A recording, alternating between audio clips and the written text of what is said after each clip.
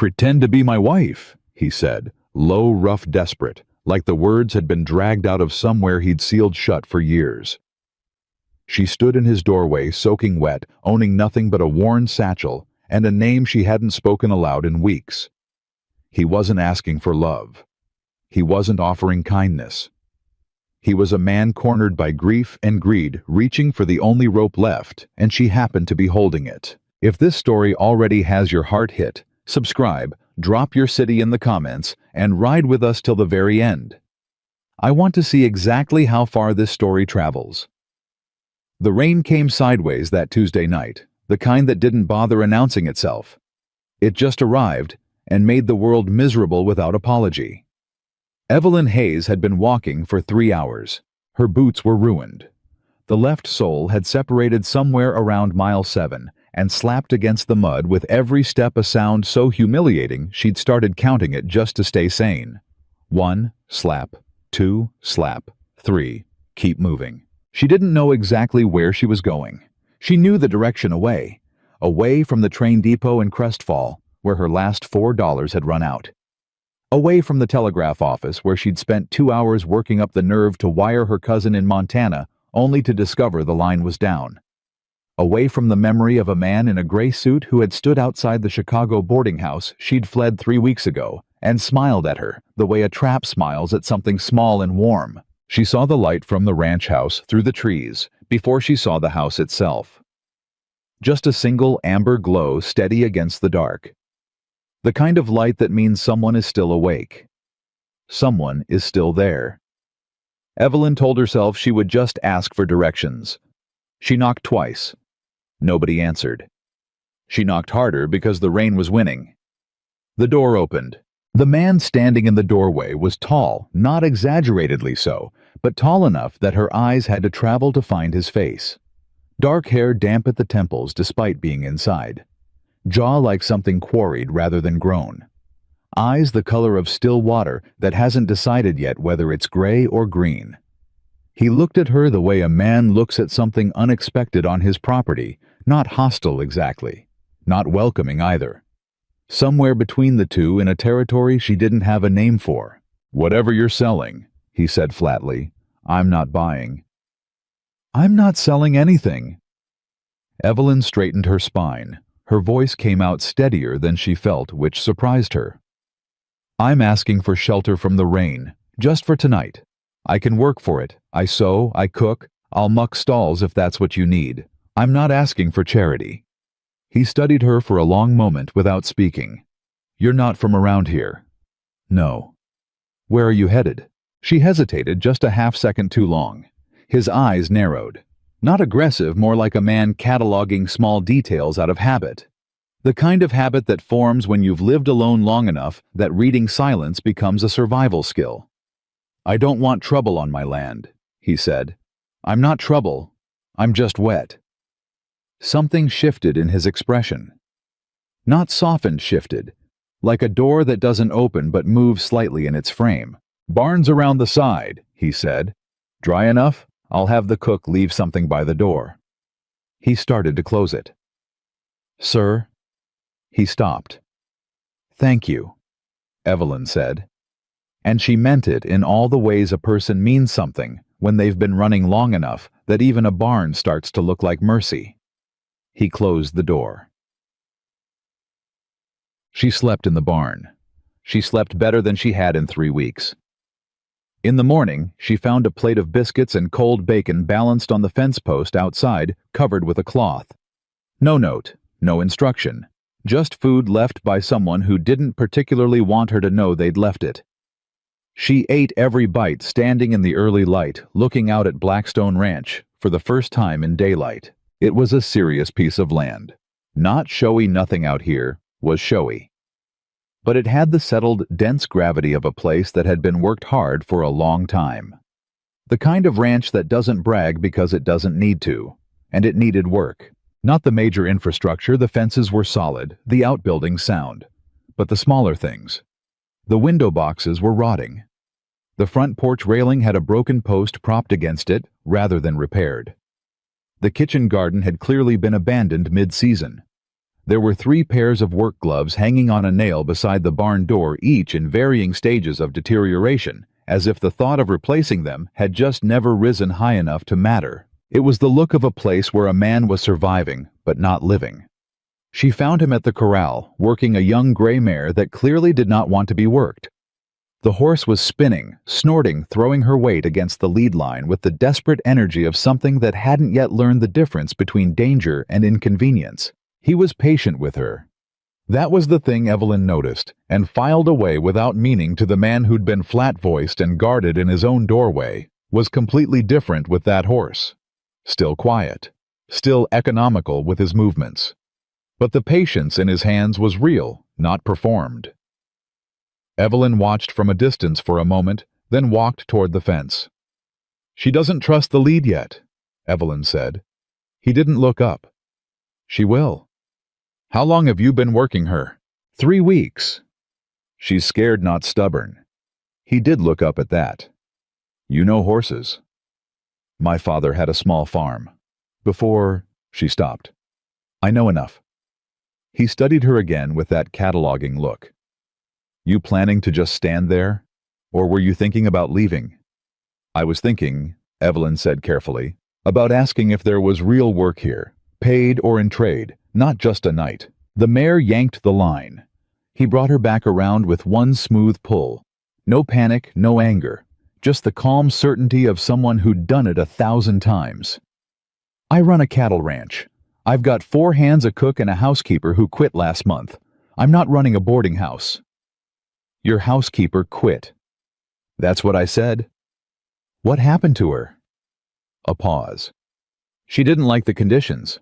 Evelyn looked at the broken porch railing, at the dead kitchen garden, at the general air of a place where someone had stopped caring about anything that didn't directly relate to keeping cattle alive.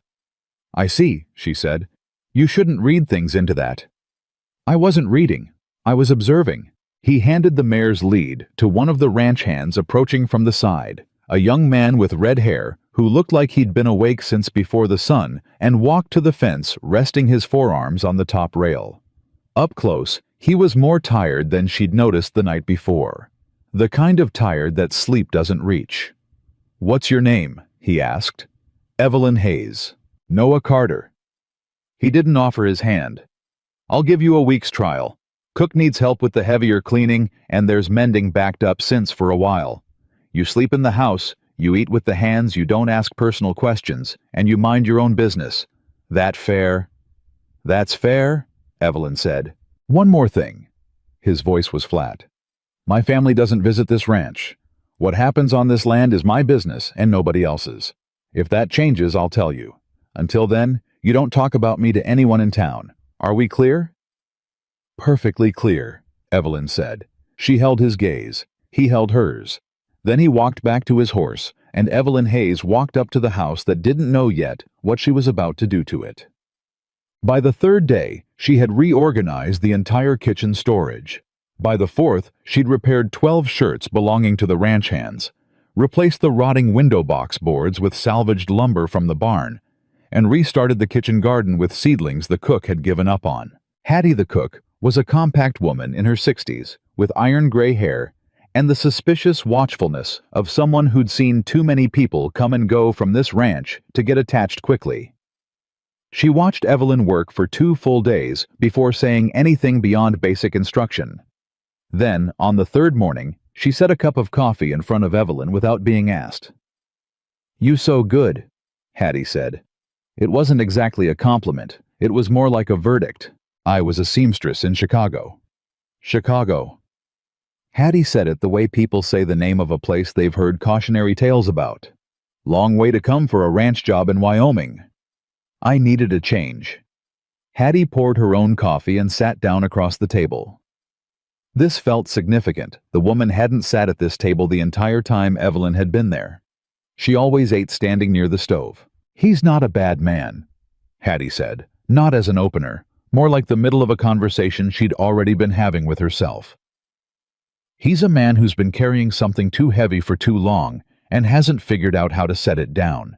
So he just keeps walking, works himself half to death. Doesn't talk to anyone who doesn't work here. Sent away the last 3 women who took this job inside of 2 weeks. Why? Because they asked questions. Hattie looked at her directly. Same as you're doing now. Evelyn wrapped both hands around her cup. I'm not asking about him. I'm asking about the job so I can do it properly. Sure you are? Hattie stood. He lost his wife. And the baby she was carrying. 3 winters ago in a carriage accident on the North Road. He blames himself because he was the one driving. She said it plainly, without ceremony, as if the fact had calcified enough that it no longer needed to be handled carefully. So now you know. Don't bring it up. Don't reference it. And for the love of everything good, don't try to help him feel better about it. He doesn't want that. He just wants things to run. Evelyn nodded. Hattie turned back to the stove. The mending basket's on the chair by the parlor window. There's curtains in that room that have been needing repair since before Margaret died. She said the name as if testing something. Evelyn didn't flinch, didn't ask, didn't offer condolences to the heir. Hattie nodded once, as if that passed some test she hadn't announced. She had been on the ranch 11 days when the telegram arrived. She didn't see Noah's face when he read it. She only knew something had shifted when he came in for supper and sat at the head of the table without eating.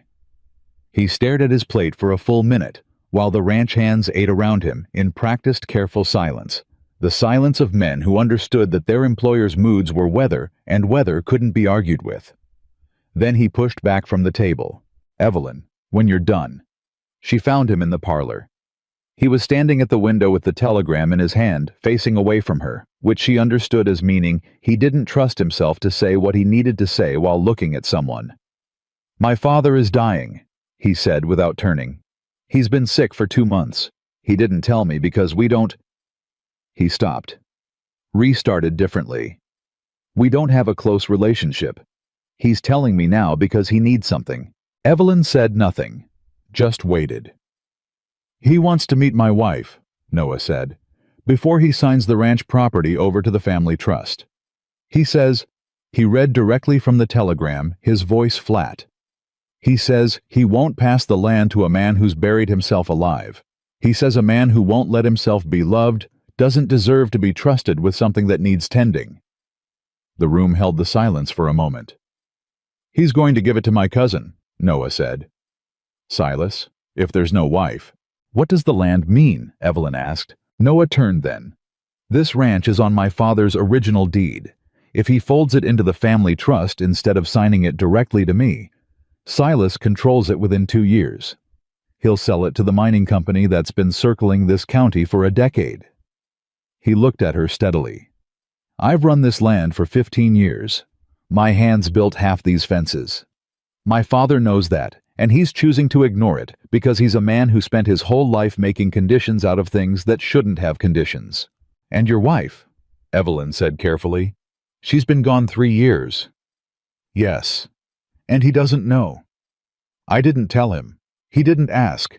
We communicate once a year by letter, and I say as little as possible, and so does he.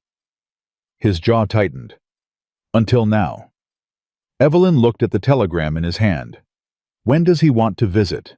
He's not visiting. He's summoning. He's sent his doctor and his lawyer, and apparently Silas and Silas's wife are accompanying him as well. They'll arrive in 8 days. He's renting rooms in Crestfall and expects me to bring... He stopped, set the telegram on the mantel face down. He expects to meet her. The quiet stretched between them. Evelyn understood what was coming before he said it. She understood it the way you understand approaching weather before you can actually name the clouds. Noah Carter crossed his arms over his chest. He looked like a man going to war with himself. I don't have a right to ask you this, he said. I'm aware of that. And I'm going to ask you anyway because I've spent 3 days trying to think of another solution, and there isn't one. He looked at her directly, something that seemed to cost him. I need you to pretend to be my wife, for 1 week, while my father is here. After that you can leave with a full month's wages regardless of how much time you've actually worked, and I'll give you a written reference for any household position in this territory. The silence that followed was dense. Why me? Evelyn asked. Because you're here. Because you're intelligent enough to hold a conversation without making it obvious. And because you've been on this ranch for 2 weeks and not one person in Crestfall knows your name. He paused. And because you don't ask where you came from.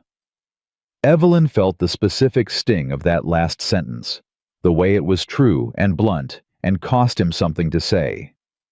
This is a significant thing to ask, she said. I know. If it went wrong, if your father or his lawyer suspected something, I know. You'd lose the ranch anyway, and I would have lied on your behalf for nothing. I know all of that. His voice was low, rough at the edges, in a way she hadn't heard before. Not anger, something raw. I'm not asking you to love this place. I'm asking you to help me keep it. She looked at him for a long moment. She thought about the barn where she'd slept her first night, about the biscuits left on the fence post with no note, about the gray mare he'd worked for 3 weeks with nothing but patience. She thought about the man in the gray suit standing outside the boarding house in Chicago smiling. She thought about what it cost to trust anyone at all. 1 week, she said. Noah Carter nodded once. Starting when? She asked. 8 days from now. I'll need to move you into the main house before they arrive. And your ranch hands. Hattie and Tom have been here long enough. They'll keep it to themselves. He picked the telegram up again, studied it once more, as if looking for an escape he'd missed. Found none. Set it back down. The others won't know the difference. And after, he looked at her. After you leave, as we agreed. It was the particular flatness of someone saying the only thing left to say, and they both knew it. Fine, Evelyn said. She turned toward the hallway. Miss Hayes. She stopped. You won't be asked to... He searched for the word. This is a business arrangement. Your dignity won't be compromised. You have my word on that. Evelyn didn't turn around. I'll hold you to that, Mr. Carter. She walked down the hall and stood in the kitchen doorway for a long moment, her hand flat against the frame, feeling the solid weight of a decision she couldn't entirely account for. She'd said yes because of the wages. That was the reason, she told herself. She was still telling herself that when she went to bed. In the days that followed, she began moving into the main house in careful, practical stages. Her few dresses were moved to the larger bedroom. A second chair appeared in the parlor, without either of them acknowledging it had been placed there deliberately. At supper, Hattie started setting 2 places at the head of the table instead of 1, and the ranch hands took this in with the focused curiosity of men who valued their jobs. Noah and Evelyn practiced. It was nothing like what she'd expected. He didn't soften, didn't become warmer in some sudden rehearsed way.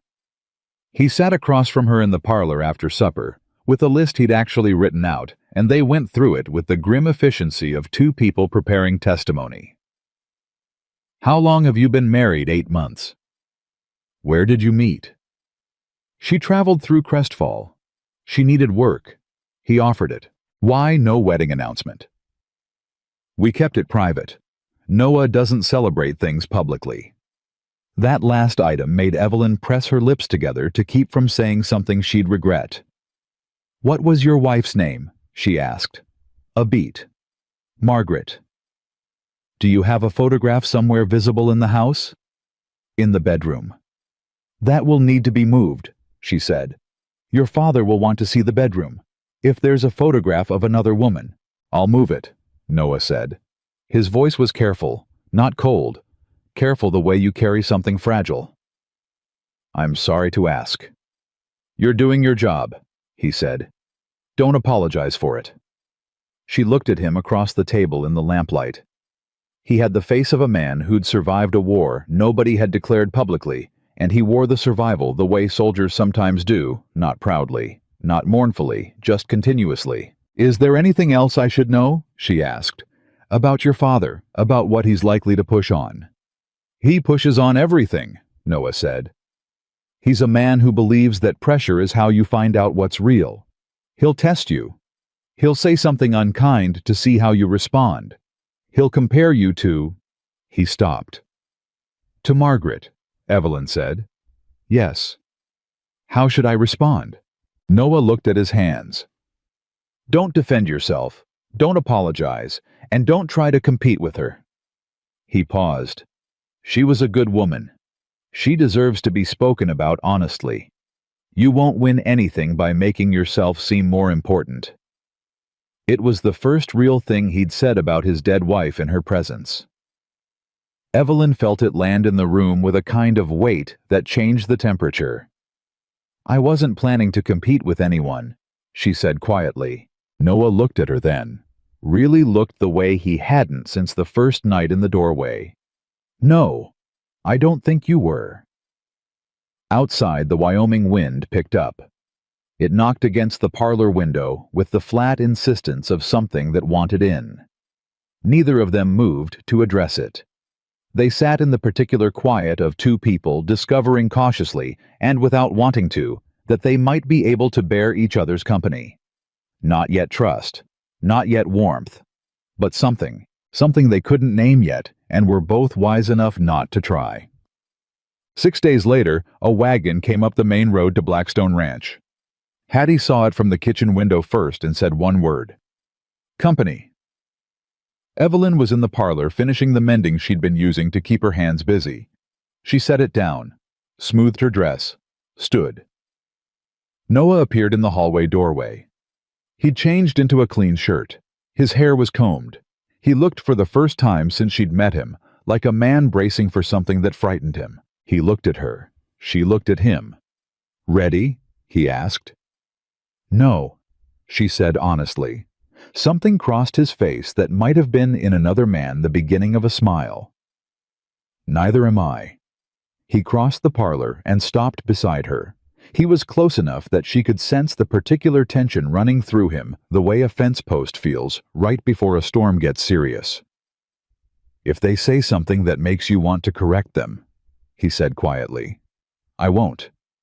If my father, I know." "Evelyn." He said her name for the first time. Not Miss Hayes, her name. "If this goes wrong, I want you to know it wasn't your doing." She met his eyes. "It won't go wrong." She turned and walked toward the front door. She put her hand on the knob. She opened it. And Evelyn Hayes' seamstress fugitive woman with no remaining good options walked out onto the porch of Blackstone Ranch to meet the man whose dying wish might cost them everything. The wagon was still rolling toward them. From the passenger seat, she could see a white-haired man sitting upright despite the blanket across his lap, upright with the rigid dignity of someone who has never conceded anything to age and didn't intend to start now. Even from a distance, he looked like Noah. The shape of the jaw, the stillness, and beside him, a younger man with an easy smile that didn't reach his eyes, already leaning out to look at the ranch with the specific hungry attention of someone doing arithmetic. That Evelyn understood was Silas. The wagon stopped. The white-haired man didn't wait for help getting down. He climbed from the wagon with slow, deliberate dignity, straightened himself to his full height, still impressive, still commanding, and looked at the ranch he'd given his son. Then he looked at Evelyn.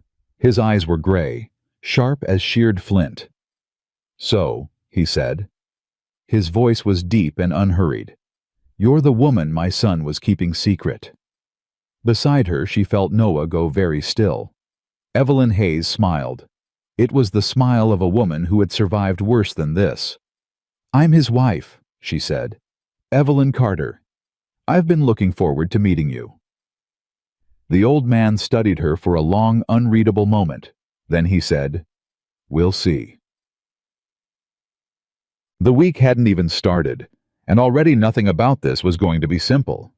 Elias Carter was not a man who believed in anything he hadn't personally verified. He'd built his fortune that way, questioning every contract reading, every line of fine print, trusting no handshake until he'd looked the hand's owner in the eye long enough to see what they were hiding. He was 71 years old, dying of something the doctors called a progressive weakness of the heart, and he had not softened on the way down. If anything, the nearness of death had sharpened him, made him less patient with pretense.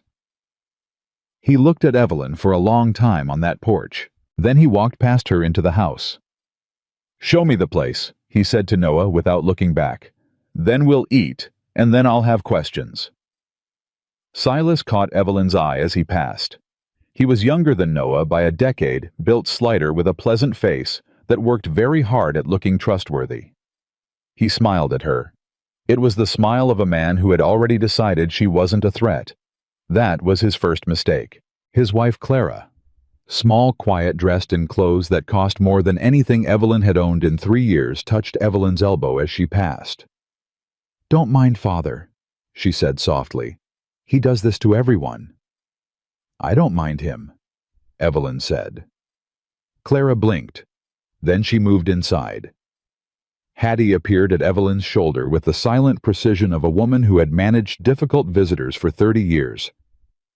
"I'll put supper on for 6, she said under her breath. "You just go be a wife." Evelyn straightened her spine and went to be a wife. The dining table held its own kind of battlefield. Elias sat at the far end where Noah usually sat, and nobody pointed out the problem with that. Noah took the chair to his father's left. Evelyn sat across from him to Elias's right, which put her directly in the old man's line of sight for the entire meal. Silas and Clara bracketed the middle.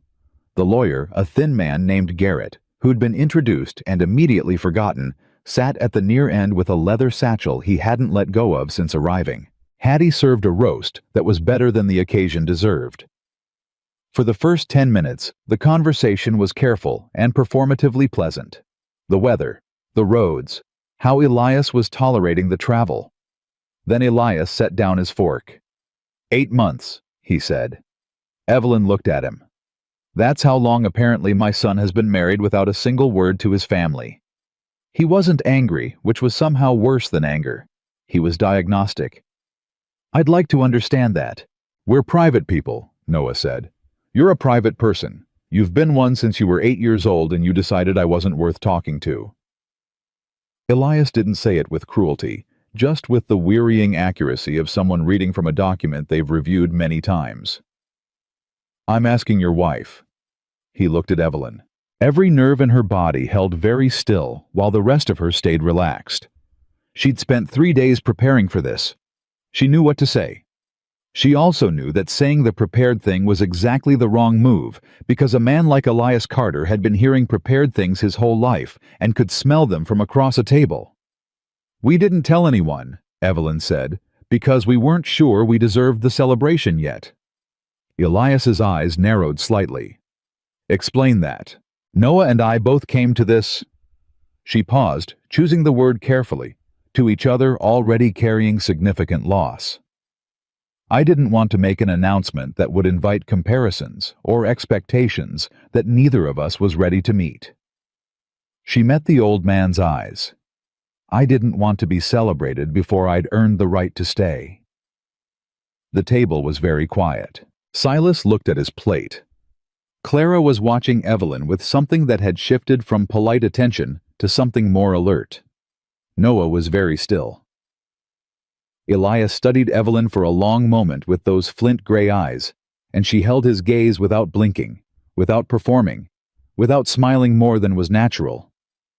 That's an honest answer, he said finally. He picked up his fork. I didn't expect that. I know, Evelyn said. Something moved across Elias Carter's face that she couldn't name. He returned to his roast. Under the table she felt Noah's hand find her wrist. Brief, barely there. The touch of a man who had run out of other ways to say thank you. He withdrew it in less than 2 seconds.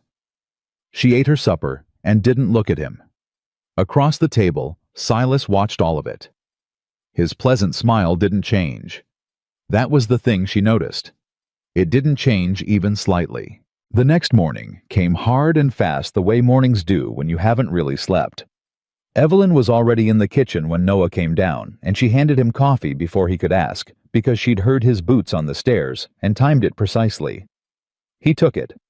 Didn't comment on the efficiency of that. Just drank. He wants to see the east pasture this morning, Noah said. The back acreage where the new grazing rotation is set up. Then you should take him.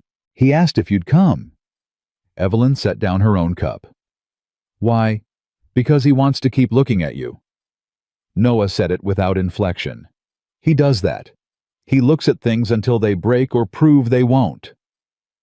I won't break, she said. I know you won't. He said it like a fact he'd established already and moved on from. But I wanted to warn you anyway. He'll ask questions out there that he wouldn't ask at the dinner table. Personal questions. Things about your family, your past. He believes that how a person talks about where they came from tells him everything he needs to know about where they're going. Evelyn was quiet for a moment. What do I tell him about Chicago? As little as possible, and nothing that can be checked. She nodded. Evelyn. He said her name the same way he had on the porch the day before, not as an address, but as something he was being careful with. If there's something I need to know in case he asks something, I'm not asking what it is. I'm saying that if it would change how I handle this, now would be the time. She looked at him steadily. The kitchen around them was warm and smelled of coffee and last night's wood smoke, and the faint particular scent of a house that was slowly, reluctantly becoming lived in again. There's a man in Chicago, she said. His name is Richard Beaumont. His father owns half the commerce on the north side of the city. We were engaged. She paused. I left. He didn't take it well. He's been looking for me. She said all of it flatly, without self-pity, the way you state a weather condition you have no power to change. If his reach extends this far, which I don't think it does yet, and he found out I was here under your name, that could become a problem for you. Noah was very still. Does he have reason to believe you came west? He has reason to look everywhere, she said. He's that kind of man. What kind of man is that? The kind that doesn't lose things without deciding someone is at fault. The silence between them held everything that sentence implied. How long have you been running? He asked. 3 weeks when I knocked on your door. And before that? She held his gaze. Long enough to know how. Noah looked at her for a long moment with something she couldn't categorize. Not pity, not judgment, but a kind of recognition that sat lower and heavier than either. He set down his cup. He won't find you here, he said. And if he does, he'll have to deal with me first. It wasn't heroic. He didn't perform the words. He just said them the way he talked to that gray mare in the corral, quietly, certainly, without making promises he couldn't keep. Evelyn felt something shift in her chest that she immediately closed a door on. I'll get my coat, she said. The ride out to the east pasture was the longest stretch of time she'd spent near Elias Carter, and he made full use of it. He asked about her family. She kept it true and sparse. A farming family father died of fever when she was 16. Mother passed 2 years after. No siblings. She'd learned to sew from her mother and turned it into a trade. He asked where she'd met Noah. She told him the version they'd agreed on traveling through Crestfall, looking for work he'd offered it. Love at first sight? Elias asked, dry as chalk. No, Evelyn said. Respect first. Then trust. Then something that made the rest of it inevitable. Elias looked at his son. Noah was riding slightly ahead, talking to Tom about fence lines, his back to both of them. He doesn't talk about her, the old man said. He never did, not to me. Evelyn understood he meant Margaret. He talks about her to me, she said carefully. Does he? Not often, but when he does, it's he remembers her rightly, without making her into something she wasn't, and without making her smaller to make himself feel better. She paused. That takes a certain kind of character. Elias rode in silence for a moment. The horse beneath him moved steadily, patiently. He wasn't a strong rider anymore. She could see it in how carefully he held himself, but he rode like a man who refused to be reduced to a wagon. Do you know why I didn't write to him when she died? He said. Evelyn didn't answer. She waited. Because I didn't know what to say that wouldn't make it worse, Elias said. And I waited long enough that it became impossible, and then it became the thing between us. He said it without asking for sympathy, just noting it like a surveyor noting an inconvenient terrain feature. I made a mistake, and I didn't know how to correct it, so I made it into a policy instead. That's very honest, Evelyn said. I'm dying, he said. I don't have the time left to be dishonest. He looked at her then fully and directly the way he had at the dinner table. "You're not what I expected," he said. "Noah's first wife she was a bright, obvious beauty. Everyone could see immediately what she was and why he chose her. You're different." "Different how?" "You're careful," he said. "Everything you say you've thought about first. That's not a criticism. It's an observation. Careful people have usually had reasons to be." He looked back toward his son. "I just want to know you're here for the right reasons." Evelyn took a measured breath. "The right reasons for whom?" Elias looked at her sharply. "I mean that honestly," she said. "Your right reasons, and Noah's might not be the same, and mine are mine. The question is whether they're causing harm." She met his eyes. "Are they?" A long beat. Then Elias Carter made a sound that took her a moment to identify as a short, genuine laugh. "Lord," he said. "He actually went and found someone who talks back to me." He nudged his horse forward. Evelyn released the breath she'd been holding. That evening, Silas found her alone in the kitchen garden. She heard him coming, the particular crunch of someone who didn't spend time outdoors and hadn't learned to move quietly in it. She kept her hands in the soil and didn't look up. "Quite a performance last night at dinner," he said. "I'm sorry. With Father. The whole, I didn't want to be celebrated before I earned the right to stay. Very well done." He said it pleasantly, the way he said everything, with that same easy smile that never quite connected to his eyes. "Where'd you pick that up, Theodore?" Evelyn stood and brushed soil from her palms. "I don't know what you mean." "I think you do." He moved closer, not aggressively, but in the casual way of a man accustomed to taking up space he hasn't been offered. "I've done some asking around town. Nobody in Crestfall knows Noah has a wife. Not the feed store, not the bank, not the post office where he picks up his mail." He tilted his head. 8 months is a long time to keep a secret in a small county. "We're private people," she said. The same words Noah had used. "Right," Silas smiled. "Here's what I think. I think you appeared here recently. I think Noah needed something, and you provided it. And I think the two of you have a tidy little agreement that doesn't bear much examination." He paused. "I think my father is being played by two people who are smarter than they're pretending to be." Evelyn looked at him. She had known men like Silas. Not many, but enough. Men for whom pleasantness was a weapon, not a feature. Men who kept the smile in place because it made you lower your guard. "You're afraid," she said. He blinked. "You're afraid your father is going to sign the land to Noah regardless, because he can see that Noah actually runs this place and all your scheming with lawyers is going to come to nothing." She kept her voice perfectly even. "So you're trying to find the crack in the wall before the ink dries." Silas's smile held, but something behind it tightened. "I'm just asking questions," he said. "Ask them to Noah," she said. "This is his ranch and his family. I'm just his wife." She picked up her gardening basket. "Supper's at 6. I'd wash up before then. Hattie doesn't like mud tracked through the kitchen." She walked past him. Her heart was moving faster than she wanted it to. She controlled her pace and didn't show it. Inside the barn, out of sight, she stopped walking and pressed her back against the wall and breathed. Silas knew, or suspected enough that the difference was irrelevant. And a man like that didn't sit on information, he used it. She needed to tell Noah. But telling Noah meant admitting how close to the edge they were, and she wasn't sure he could stay steady with that knowledge, and the rest of it pressing on him simultaneously.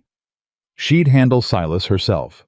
She made that decision in the quiet of the barn, with her jaw set and her hands finally still. She'd handle it herself. What she didn't anticipate was the county dance. It was the first Saturday of the month, something the Hands had mentioned in passing. Nothing mandatory, just the regular gathering at the Halverson barn 3 miles east, where Crestfall's community met and ate and listened to music, and reminded itself it was a community. Elias, to everyone's surprise, declared he wanted to go. He said it was because he hadn't heard a fiddle in 2 years. Evelyn suspected it was because he wanted to see Noah and his wife in public, which meant they were going. She wore the best dress she owned. Dark blue wool plain, but cut well, the one she'd kept carefully folded at the bottom of her satchel through 3 weeks of travel. She'd let her hair down and pinned it back, simply the way her mother had taught her. Noah saw her in the hallway and stopped walking. He didn't say anything for a moment. "Will I do?" she asked. "Yes," he said. "Careful, controlled. You'll do."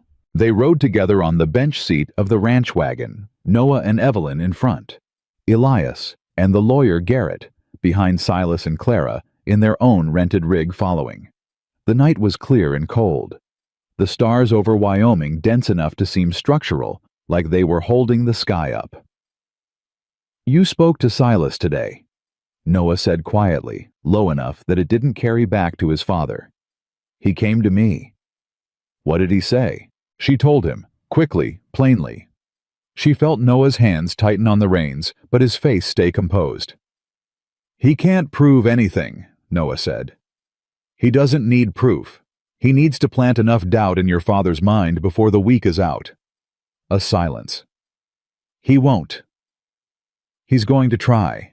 She kept her voice low. "He's not going to confront us directly. He's smarter than that.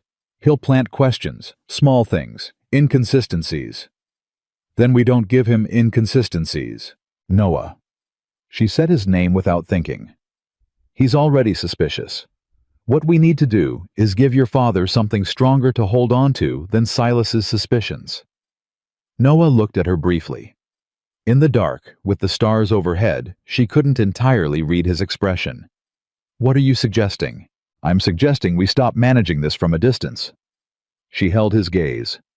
"Your father watches how you look at me, how you move near me. Right now you're careful.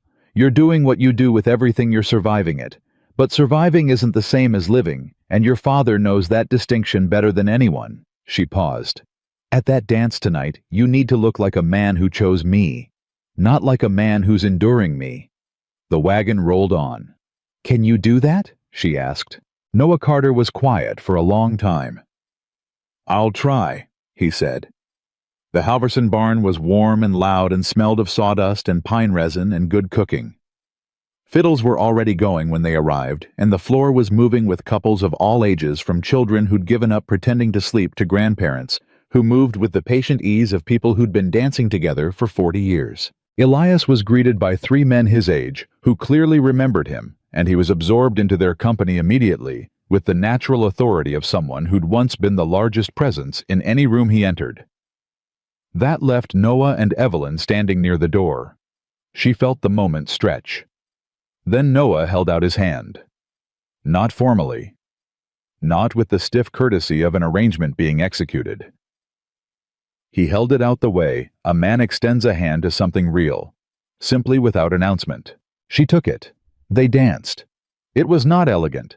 Neither of them had much practice, and the fiddle was moving fast. But Noah didn't let go, and she didn't pull away, and after the first minute, something eased between them that had been braced tight since the week began.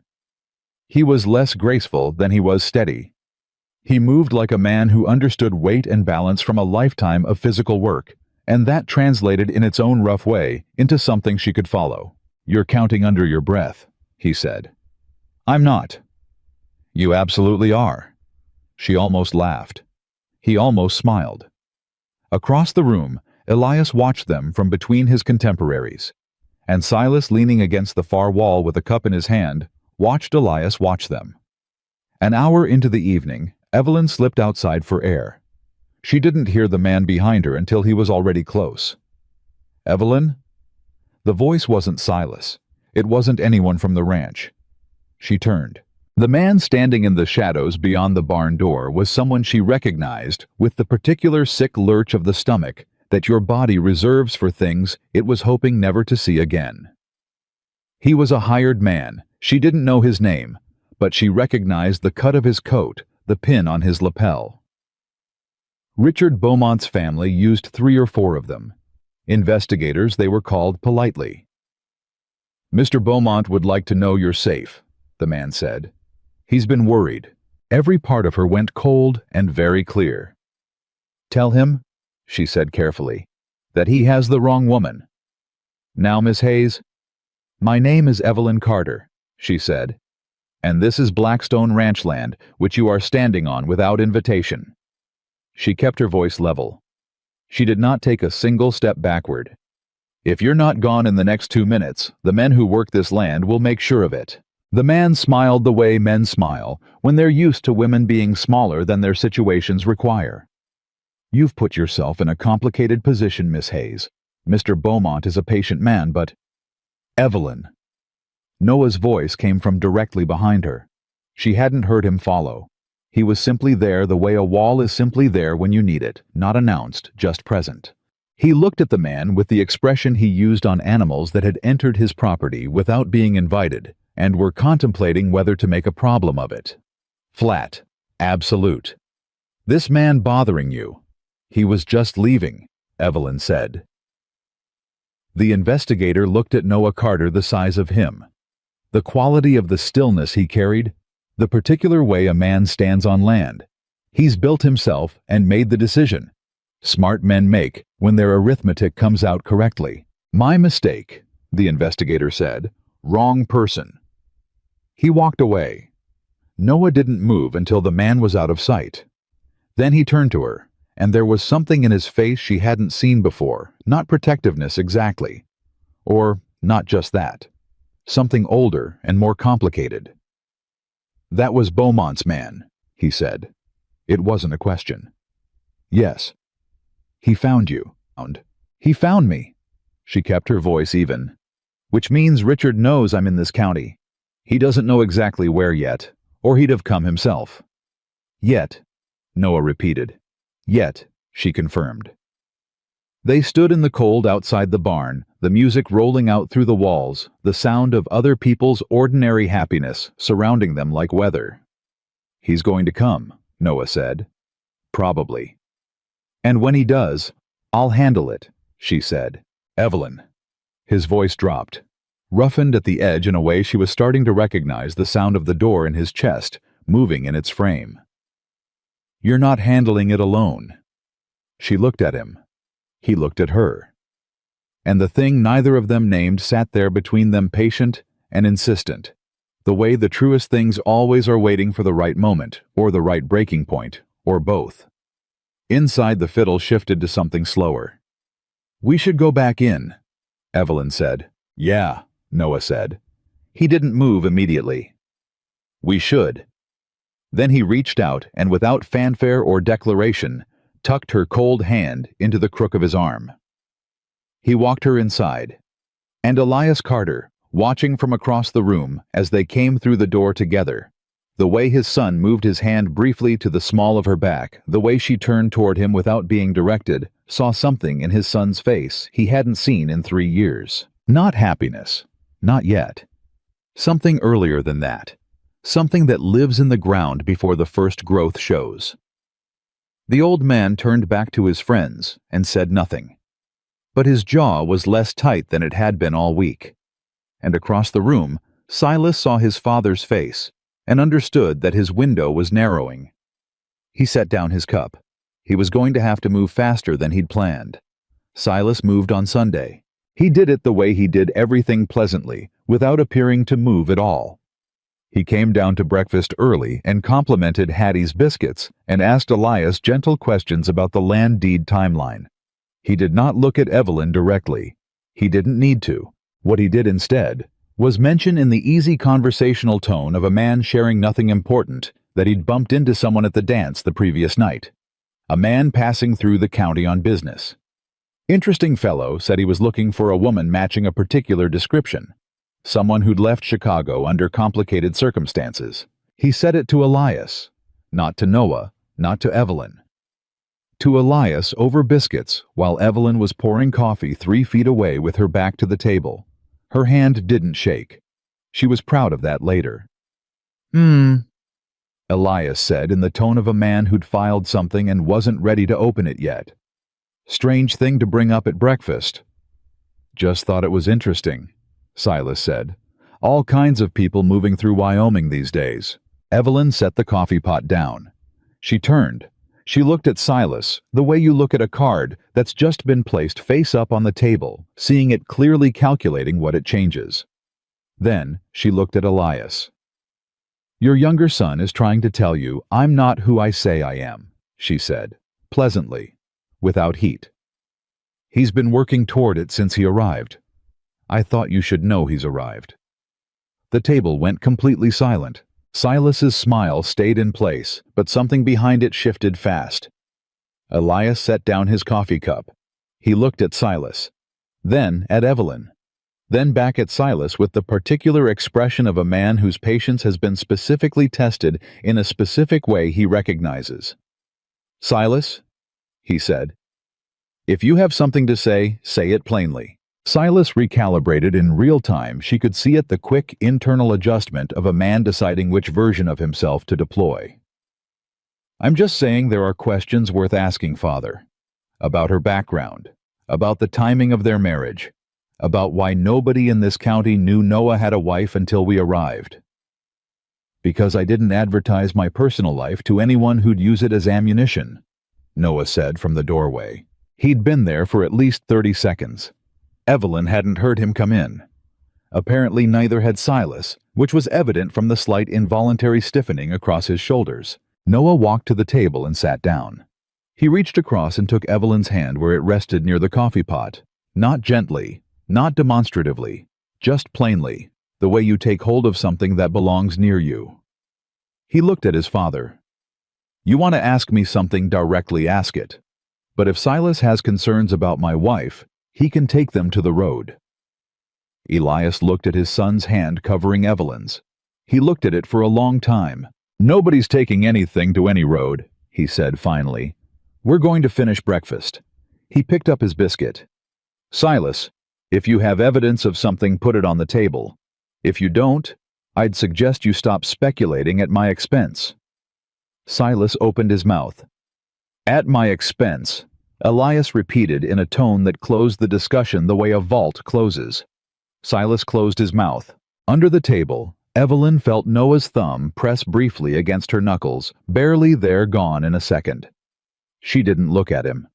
She reached for her own coffee and drank it and said nothing. The meal finished in strained quiet. It was Clara who found Evelyn afterward in the hallway near the linen cupboard, where Evelyn had gone to do something with her hands. He's going to push harder, Clara said. She kept her voice low. Her expression was complicated, not unkind, but not simple either. Silas, I mean. When he decides something is worth having, he doesn't stop. I know, Evelyn said. Clara looked at her carefully. You're not afraid of him. I've met men like him before. Not like Silas specifically, Clara said. She stopped, started differently. He's been waiting for this land for a long time. He thinks he deserves it because he's never been given anything else. Our father spent his whole life comparing the two of them, and Noah always... She stopped again, looked at the wall. Noah always won without trying, which Silas never forgave, and Noah never noticed. She looked back at Evelyn. I'm telling you this because I think you're smart enough to use it, and because I am tired, she said plainly, of watching my husband make himself into something small and mean over a piece of land that was never going to be his anyway. Then she walked away. Evelyn stood in the hallway for a moment, processing what had just happened. Then she went to find Noah. She found him at the corral. He was watching Tom work the gray mare who had finally stopped fighting the lead and was moving in clean, responsive circles. A month of patience paying out in one quiet morning. Evelyn stopped beside him at the fence. Clara just warned me about Silas. Clara married him anyway, Noah said. She's got a complicated view of things. She said he's going to move harder. Evelyn paused. And she said something about your father comparing the two of you. Noah watched the mare. My father spent 30 years wishing I was more like Silas. Easier to read, less likely to shut a door and not open it again. He was quiet for a moment. After Margaret died, Silas was the one who called, the one who came. Silas sat in this kitchen and said the right things and brought food and acted like a brother. His jaw tightened. It took me 2 years to understand that he was cataloging. What do you mean? He was learning what I had. How much? what condition it was in, what it would take to acquire it. He said it without rage, just with the specific tired clarity of a man who has finished grieving a thing he should never have trusted. Grief makes you stupid, makes you let people in without checking what they're carrying. Evelyn was quiet. He came to you first, Noah said. It wasn't a question. The garden, second day. And last night he went to my father. Yes. Noah finally looked at her. The morning light was direct, and in it she could see more of his face than she usually caught the lines around his eyes that weren't from squinting at sun, but from carrying weight in his sleep. He's not going to stop, he said. Not unless something stops him. What would stop him? My father signing the deed before the week is out. Noah looked back at the mayor. Which means we need my father to believe completely, and without reservation, that this marriage is real. The word real sat between them, doing a specific kind of work. He's close, Evelyn said carefully. Your father. He wants to believe it. He wants to believe I'm not broken, Noah said. That's different. She looked at the side of his face. At the way he held himself at the fence arms folded on the top rail weight forward, the posture of someone who'd learned to brace against the world by making himself part of whatever structure was nearest. Are you? She asked. He turned to look at her. Broken, she said. Are you? Noah was quiet long enough that it wasn't really a silence anymore. It was an answer in a different form. I don't know, he said finally. I know I'm still here. I know the ranch is still standing. I don't know if that's the same thing as not being broken or just what broken looks like when it keeps moving. It was the most he'd said about himself in all the days she'd been here. She didn't make much of it, didn't respond with comfort or sympathy, or the careful language of someone managing a fragile thing. For what it's worth, she said, broken things still work. Sometimes better than before, depending on what broke. He looked at her for another moment. Then he turned back to the mayor. We'll get through this week, he said. Yes, she agreed. And then what we agreed, she said. He nodded. Neither of them said anything else. The mayor made a clean circle, and Tom gave a low, satisfied sound, and the morning kept moving. Richard Beaumont arrived on Wednesday. He didn't announce himself. He simply appeared at the front gate of Blackstone Ranch in a rented carriage with 2 men beside him and a third on the driver's box, and he walked to the front door with the unhurried confidence of someone who has never in his life been told he wasn't allowed somewhere. Evelyn heard the knock from the parlor where she was sewing one of Elias's shirts that had lost a button. She heard Hattie answer. She heard a voice she hadn't heard in 3 weeks but had been hearing in her sleep the entire time. She set down the shirt very carefully. She set down the needle. She stood. She walked to the parlor doorway. Richard Beaumont was exactly as she remembered him, which was, she realized, the most frightening thing about him. He hadn't changed. He was tall, well-dressed, with the burnished confidence of someone whose family had been telling him he was exceptional since before he could form a coherent thought. He had a handsome face, and he knew it, and the knowing had calcified over the years into something that lived just behind his eyes, like a tax everyone around him was expected to pay. He saw her. He smiled. There she is, he said, warm, easy, as if she were a misplaced item that had been recovered. Evelyn, you gave us quite a chase. You should leave, she said. I've come all this way. You should leave immediately. He stepped inside without being invited. Hattie moved back, and Evelyn hated the fact of it the way his presence made space rearrange itself around him. I've only come to talk, he said. Your family is worried. Everyone who cares about you. There's no one in your circle who cares about me, she said. Her voice didn't shake. She was proud of that too. Get out of this house. Evelyn. He moved toward her, not aggressively, not yet. Just the slow, casual approach of a man who expected things to go his way by default. I know you're frightened. I know the way things ended was, get out of my house. Noah's voice came from the back hallway, low and absolute, cutting through the room with the particular authority of a man addressing something on his own land. He walked in and stopped between Evelyn and Richard Beaumont and didn't say anything else. He just stood there. Richard looked at him. The assessment was fast and practiced the way men like Richard Beaumont assess physical threats with the quick calculation of someone who has always paid others to deal with them. "You must be the husband," he said. "I am," Noah said. "I'm an old friend of Evelyn's from Chicago, Richard Beaumont." He offered his hand. Noah didn't take it. Richard withdrew it without acknowledging the slight. "I've come to make sure she's all right." Her departure was sudden. There were people concerned for her well-being. "She looks well to me," Noah said. "And she asked you to leave." "I understand, this looks—" "She asked you to leave," Noah said again. Same tone, same finality. The repetition wasn't anger, it was the sound of a man who says things once and means them, and is now accounting for the fact that someone didn't understand. Richard looked at Evelyn over Noah's shoulder. The warmth had retreated now, leaving something colder in its place. "We have unfinished business, Evelyn. That doesn't go away because you crossed a state line." "There is no business," she said. "The engagement was ended. Everything of yours was returned. You have no claim." "You signed a contract," he said. "A contract I signed under conditions I will be happy to explain in detail to any court in this country." Something moved across Richard's face. Not anger control reasserting itself. The particular expression of a man deciding this conversation is not going the way he'd planned and recalculating. "I see," he said. "You've gotten brave." "I've been brave," she said.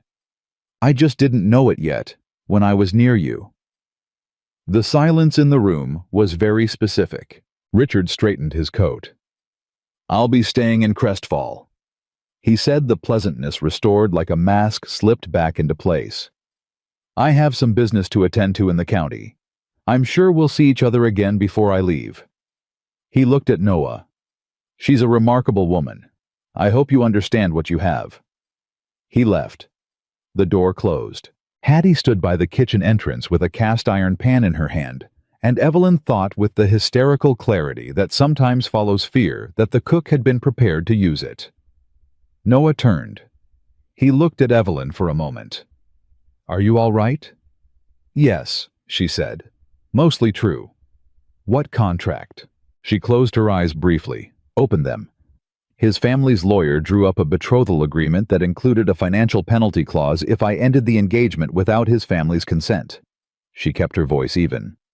"The penalty was designed to be unpayable on my income. It was meant to make leaving impossible." Noah was very still. "What happened when you left?" "I left anyway," she said. "And I've been waiting for him to find me and present the contract to whatever court would listen." She looked at Noah directly. "He won't take me back to Chicago against my will. That's not what this is. This is about money and about the fact that no one leaves Richard Beaumont without being made to regret it publicly." "He said he has business in the county," Noah said. "He doesn't have business in this county," Evelyn said. "He has Silas." The word landed in the room like a stone. Noah looked at her. "Think about the timing," she said. "Silas knew we were coming to the dance. Silas spoke to someone at the dance who matched Richard's investigator. Richard arrives 2 days later." She held his gaze. "Your cousin contacted him." Noah turned and walked to the window.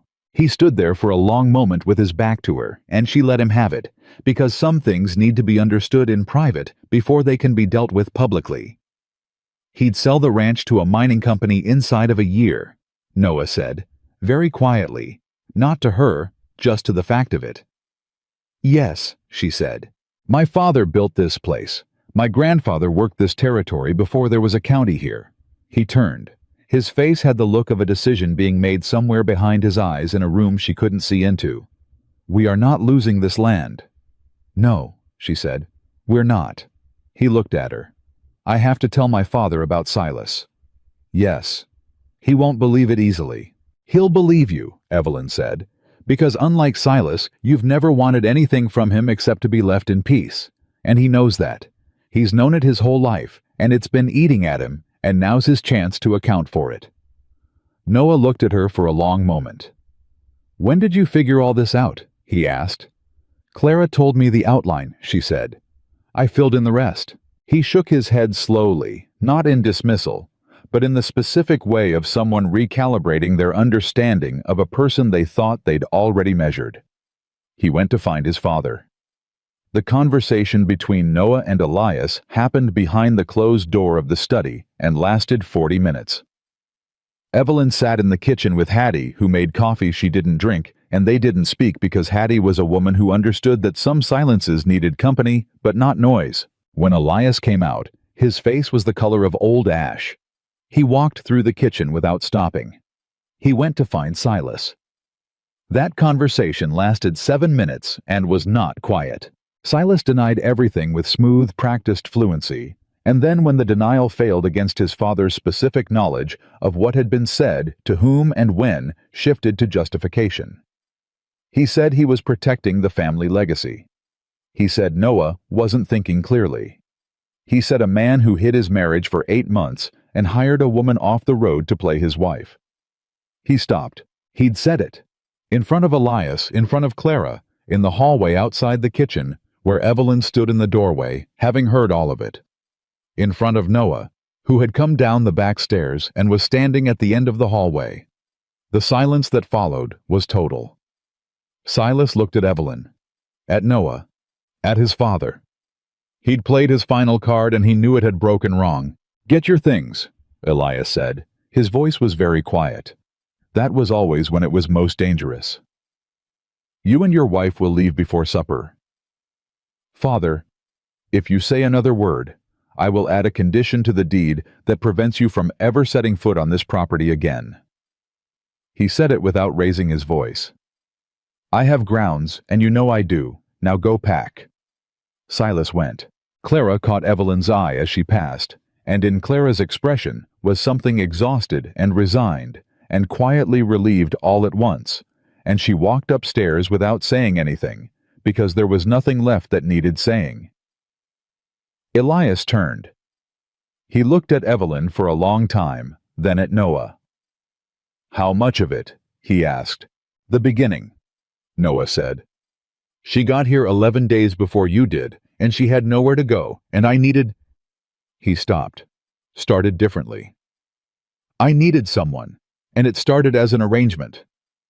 "And now?" Elias asked. Noah didn't answer immediately. Evelyn looked at the floor. "I see," Elias said. He put one hand on the wall beside him for a moment, steadying himself in the way sick men do when they've been pushed further than their bodies budgeted for. "So what I've been watching all week is two people pretending to be in love while actually beginning to fall into it.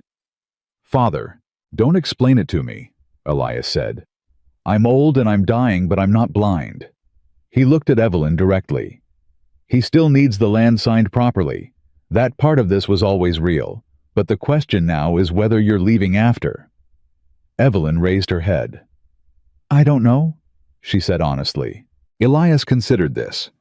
Then, with the specific air of a man settling something that has been unsettled too long, he turned and walked toward the study. "I'll speak to Garrett in the morning," he said over his shoulder, "about the deed." He paused at the doorway, without turning. "Noah, she doesn't feel like pretend." Then he was gone. The hallway held the particular silence of a verdict still finding its shape. Evelyn became aware that she and Noah were the only ones left in it. She didn't look at him. "That's not how I expected that to go," she said. "No," he agreed. "He's going to sign the deed." "Seems like." "Which means the arrangement is resolved," he said. "Yes." She nodded, kept her eyes somewhere to the left of him. "That's good. That's what you needed." "Evelyn." She looked up. He was closer than she'd registered. Close enough that she could see the specific tension in his jaw, the particular quality of stillness that meant he was working through something difficult in real time. "Richard is still in Crestfall," he said. "I know. He's going to do something before he leaves. He's not the kind of man who accepts nothing. I know that too. When he does—" Noah stopped, looked at something just past her shoulder, then back at her. I want you to know that whatever happens, you don't have to handle it the way you've been handling everything. Alone." He paused. "That's not a condition. That's not part of the arrangement. That's just—" He seemed to run out of the vocabulary for it. "I want you to know." The house creaked around them in the way old houses creak, settling, breathing, adjusting to the weight of the people inside it. "Why?" she asked. The question was smaller than she intended. He didn't answer immediately. He looked at her the way he'd looked at her in the barn doorway, on her first night cataloging, measuring, but different now. Not assessing whether she was trouble, trying to understand something that wouldn't cooperate with analysis. "I don't know," he said. "I've been trying to figure that out." She held his gaze. He held hers. And neither of them moved, because moving would make the thing between them require a name, and neither of them was ready for that yet. The Blackstone Harvest Festival was Saturday. It was the event the entire county treated as the official end of the working season, the day everyone came down off their land and reminded themselves that other people existed and that existing together was on balance a good thing. There were competitions and cooking and a bonfire that got started at dusk and went until someone's grandmother decided it was unreasonable. Elias insisted on attending. He also insisted on Evelyn sitting beside him in the main gathering, which she understood was his way of making something official without saying it in so many words. What none of them anticipated was Richard Beaumont walking into the middle of it. He arrived at the festival in full view of half the county, with the deliberate timing of a man who had chosen his audience carefully. He was dressed well. He was unhurried, and he had a folded document in his breast pocket that he produced at the moment of maximum visibility, when the crowd was densest, when Elias Carter was present, when the county's gossips were closest. He walked directly to where Evelyn stood near the main tables. "I have the contract," he said loud enough to carry. "Witnessed and notarized in Chicago. I'm prepared to file it with the county clerk first thing Monday." He opened it. "Or Evelyn can come back with me now, and we settle this privately." The crowd had gone quiet with the focused attention of people who understand they're watching something important happen. "She's not going anywhere," Noah said, moving to stand beside her. "This is a legal matter," Richard said. "The contract was signed under duress," Evelyn said. Her voice was loud enough for the crowd, and she meant it to be. By a woman who had been isolated from her friends, her finances, and every person who might have counseled her against it. "That contract is worth exactly what you paid for it, Richard, which is nothing, because that's the value of anything built on coercion." "Big words," Richard said. His pleasantness had gone. What was underneath it was colder and harder than the pleasant version. From a woman who ran from her obligations and hid in another man's house pretending to be his wife. The word pretending landed like a match. The crowd stirred. Evelyn felt the color rise in her face. Felt the specific weight of a public moment falling apart all the careful work of the past week. The performances, the conversations, the small accumulating evidence of something real, all of it suddenly exposed at its most fragile seam. "She came to my son," Elias Carter said. He'd stood up. That alone stopped everything, the old man with his wool blanket and his doctor nearby, and the visible cost of standing on his feet in the middle of the festival crowd. "She came to my son's house with nothing but her own capability and her own courage, and she's been running his household and working his land and doing it better than anyone he's had in 3 years. He looked at Richard. "You say she ran from her obligations. All I see is a woman who ran from someone who had no business owning any obligation of hers in the first place." Richard's face was very controlled. "With respect, Mr. Carter, this is a legal—" "I know what a legal matter looks like," Elias said. "I've been in business for 50 years, and I know what this looks like too. This looks like a man who's embarrassed chasing a woman across 2 states to recover something he was never entitled to." He turned to the crowd, not performing, just stating. "The Carter family has been in this county for 30 years. I'd ask my neighbors to weigh what they see accordingly." He sat back down. The crowd's silence had shifted from curious to weighted. Richard looked at Evelyn. The coldness in him was fully visible now, the thing the pleasantness had been sitting in front of the whole time. "This isn't over," he said. quiet enough that only the nearest people heard. Not by a long way. Actually, Evelyn said just as quietly, "It is." She reached into her coat pocket. "Because I've been carrying this since I left Chicago." She produced a folded letter. "This is a statement from a woman named Helen Marsh, who was engaged to you 3 years before me, witnessed by her attorney, documenting conditions that match mine in enough detail that any judge in this country would be interested." She held it up, not to him, to the air between them. "And I have 2 more names, both willing to speak." Richard's face went very still. "I didn't want to use this," she said. "I hoped you'd simply leave." She folded the letter, put it back. "I hope you'll leave now." The festival held its collective breath. Richard Beaumont looked at Evelyn Hayes, at the woman he had controlled and diminished and searched 3 states for, and saw for the first time something his arithmetic had never accounted for. Not just courage. Preparation. The cold patient carefully assembled evidence of a woman who had known this day was coming and had built something to meet it with. He buttoned his coat. He walked away. He didn't look back. The crowd exhaled. Evelyn stood in the middle of the festival with her heart slamming against her ribs and her face composed and the absolute certainty that her legs were about to stop cooperating. Then she felt a hand at her back. Noah's hand, brief and steady, the same way he'd walked her into the barn dance, and she found her footing again. She turned and looked at him. He was looking at her with that expression she still didn't have a full name for. Something older than surprise and deeper than admiration. 3 names, he said. 3 women he did it to, she said. "I found them through letters. It took 4 months and a lot of bad roads." Her voice was steady. "I wasn't just running Noah.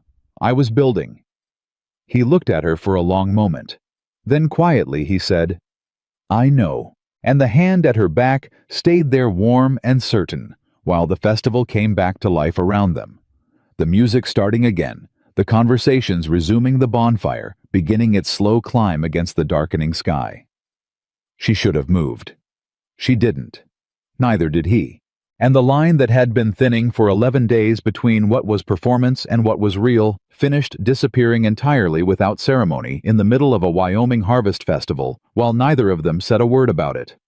The festival ended late. By the time the bonfire had burned down to serious coals and the fiddle players had exhausted their repertoire twice over, most of Crestfall had gone home carrying something to talk about that wasn't crops or weather. Noah Carter's wife had faced down a Chicago businessman in front of half the county, and old Elias Carter had stood up from his sick chair to back her, and the whole thing had the texture of a story that would be repeated at tables across the county for years. What nobody saw was what happened after. Noah drove the wagon home in the dark with Evelyn beside him, and Elias bundled in the back with his doctor, already half asleep against the exhaustion that serious illness levies on a body that has pushed past its budget. The road was quiet. The night was cold and clear. The silence between Noah and Evelyn had the particular quality of something full rather than something empty, like a room after everyone has finally said what needed saying. They were a mile from the ranch when Evelyn spoke. "You should have let me handle it myself," she said. "I didn't do anything," he said. "My father did." "You put your hand on my back." "That's not doing anything." "It is," she said. "To me, it is." He kept his eyes on the road. The horses knew the way and didn't need direction, which was good, because he wasn't entirely certain his attention was functioning correctly. "I know what I said at the beginning," Evelyn said. "About the arrangement, about leaving after." "I remember." "I want you to know that I meant it when I said it." She paused. "And I don't know what I mean now. And I'm not asking you to make anything of that. I'm just telling you the honest state of things, because you've been honest with me about most of yours, and I think you deserve the same." Noah was quiet for a moment. "What did he do to you?" he asked. "Beaumont. Not the legal things, the other things." She looked at her hands in her lap. "He made himself necessary," she said. "Slowly. So gradually that by the time I understood what had happened, everything that was mine, my money, my friendships, my work, my sense of what I was capable of, had been routed through him, so that leaving felt like trying to survive an amputation. She paused. It took me 6 months to understand that surviving an amputation was still surviving. The wagon rolled on. After Margaret. Noah said the name coming out carefully, the way he always said it, like something fragile that had become sturdy through handling. I did the same thing in reverse. I made myself unnecessary to everyone. Sent people away. Stopped answering letters. Turned the ranch into a reason not to be a person anymore. He exhaled. It's a different kind of same thing. Evelyn looked at him. I know, she said. He finally looked at her. For a moment, just a moment, his face had none of its usual composed surface. Just the actual thing underneath which was tired and honest and more alive than she'd ever seen it. Don't leave yet, he said. That's all I'm asking. Just don't leave yet. She held his gaze in the dark. Okay, she said. He looked back at the road. The horses kept moving. And somewhere behind them, Elias Carter was not, as they believed, fully asleep. He lay with his eyes closed and his hands folded over the wool blanket and let the quiet tell him what it knew. He'd spent the last 30 years being the kind of father who taught by pressure and withdrew his warmth as a lesson, and believed that difficulty was the same as love, if applied with enough consistency. He'd watched his son close like a fist after Margaret died, and told himself Noah just needed time, and then told himself Noah had had enough time, and then stopped asking, because it had become too uncomfortable to ask, and too easy to let Silas fill the space with his easier company and his easier answers. He had made he understood now at 71, with his heart failing in the specific way it was failing a very long series of mistakes that he had dressed up as policies.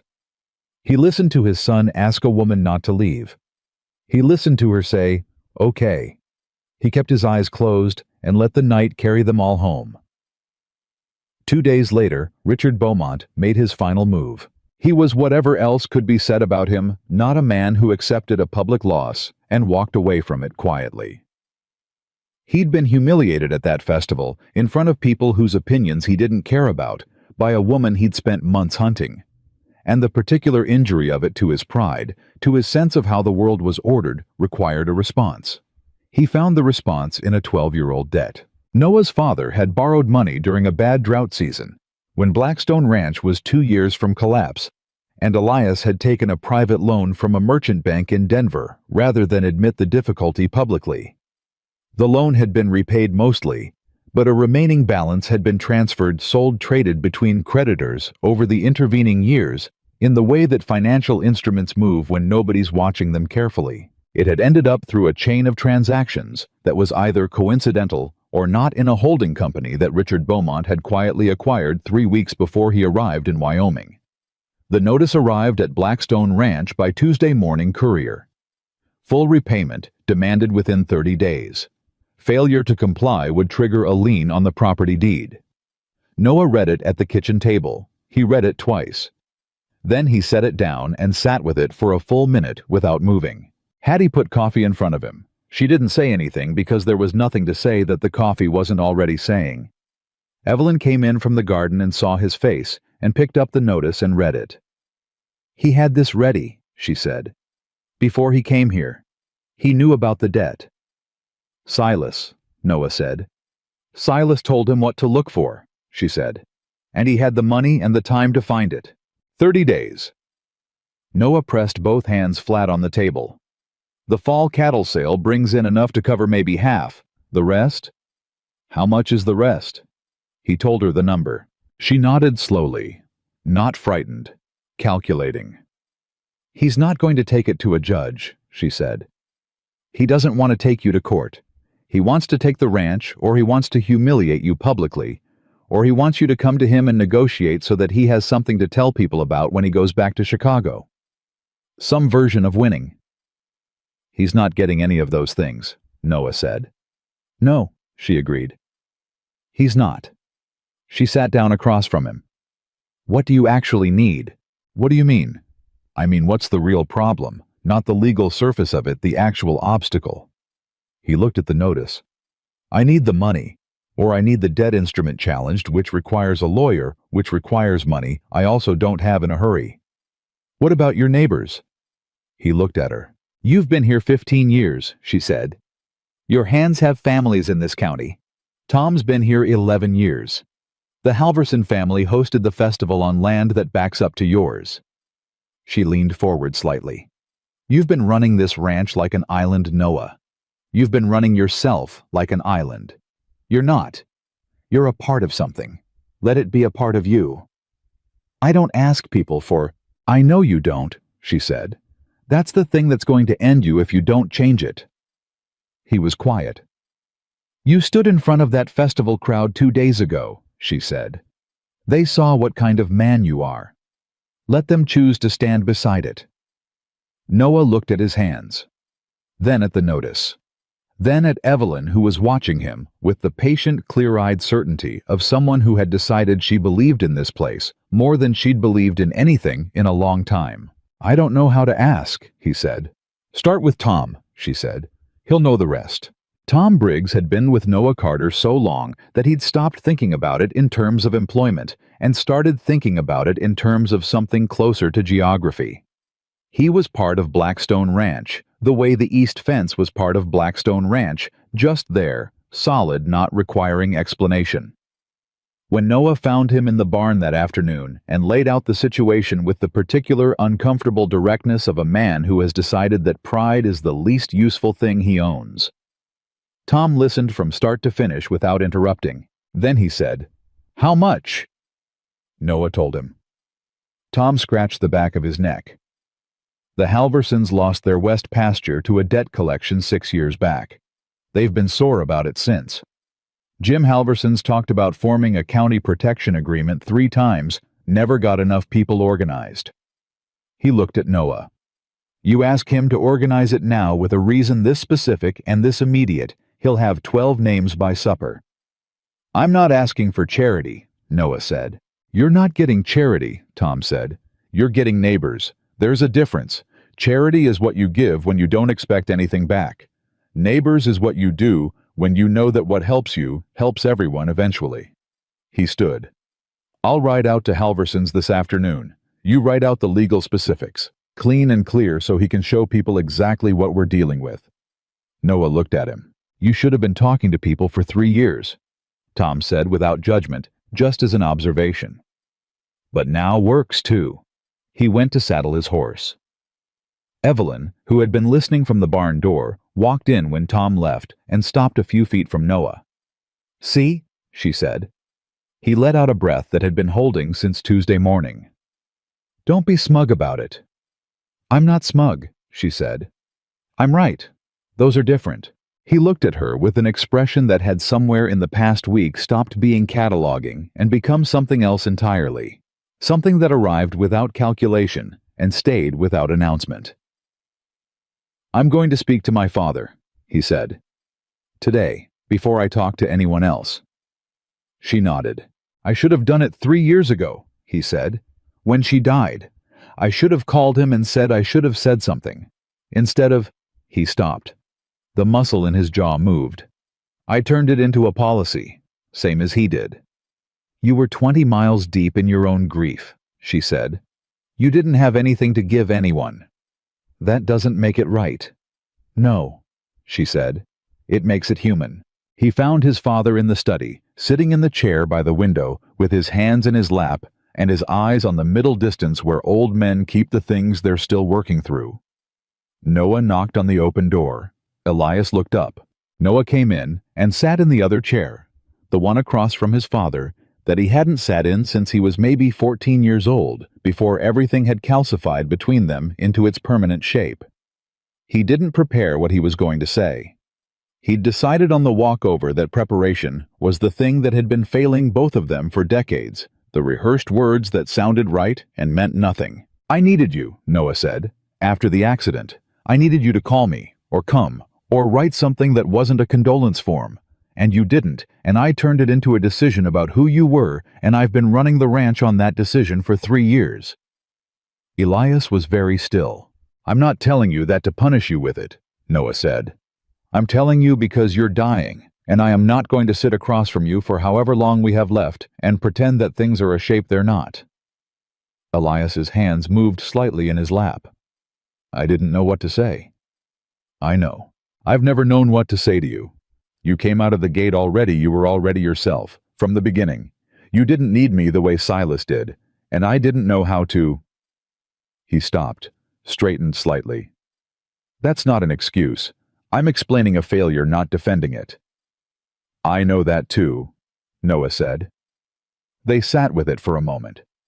The study around them held years of quiet that had hardened into something that was slowly, in this particular hour, beginning to soften. She's good for you, Elias said. I know. I mean it in the way that matters, Elias said.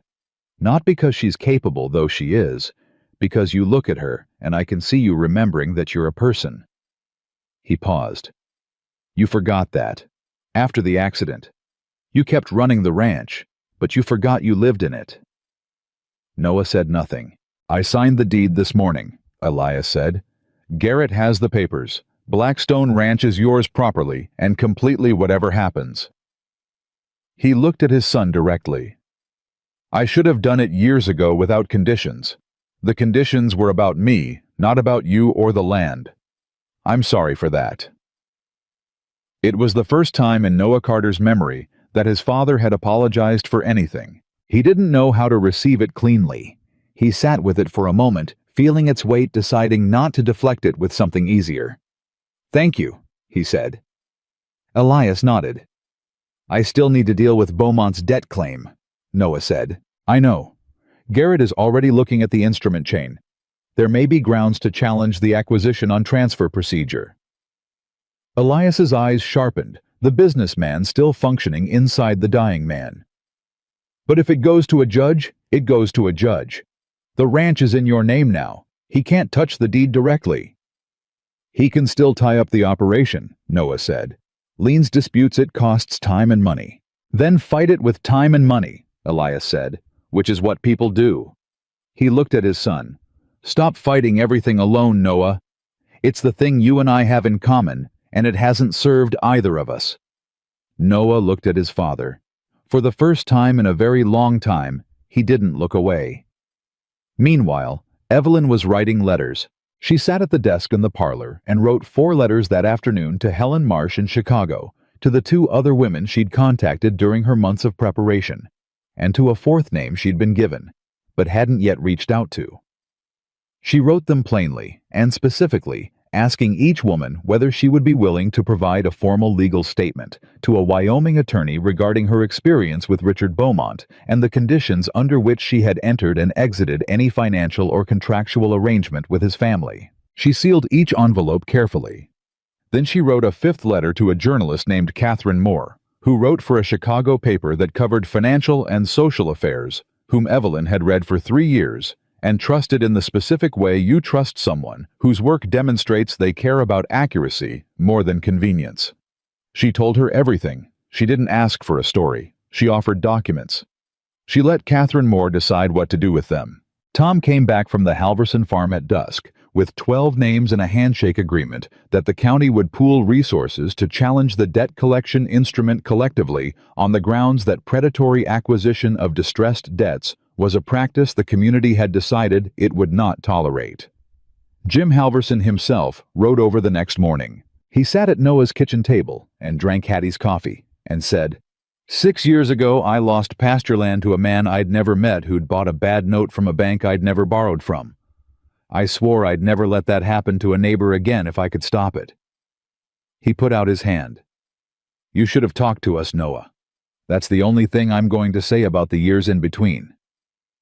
Noah shook his hand. Hattie by the stove made a sound that was not quite a hum and not quite a word, but communicated comprehensive satisfaction. Richard Beaumont received the legal response to his debt notice on Thursday.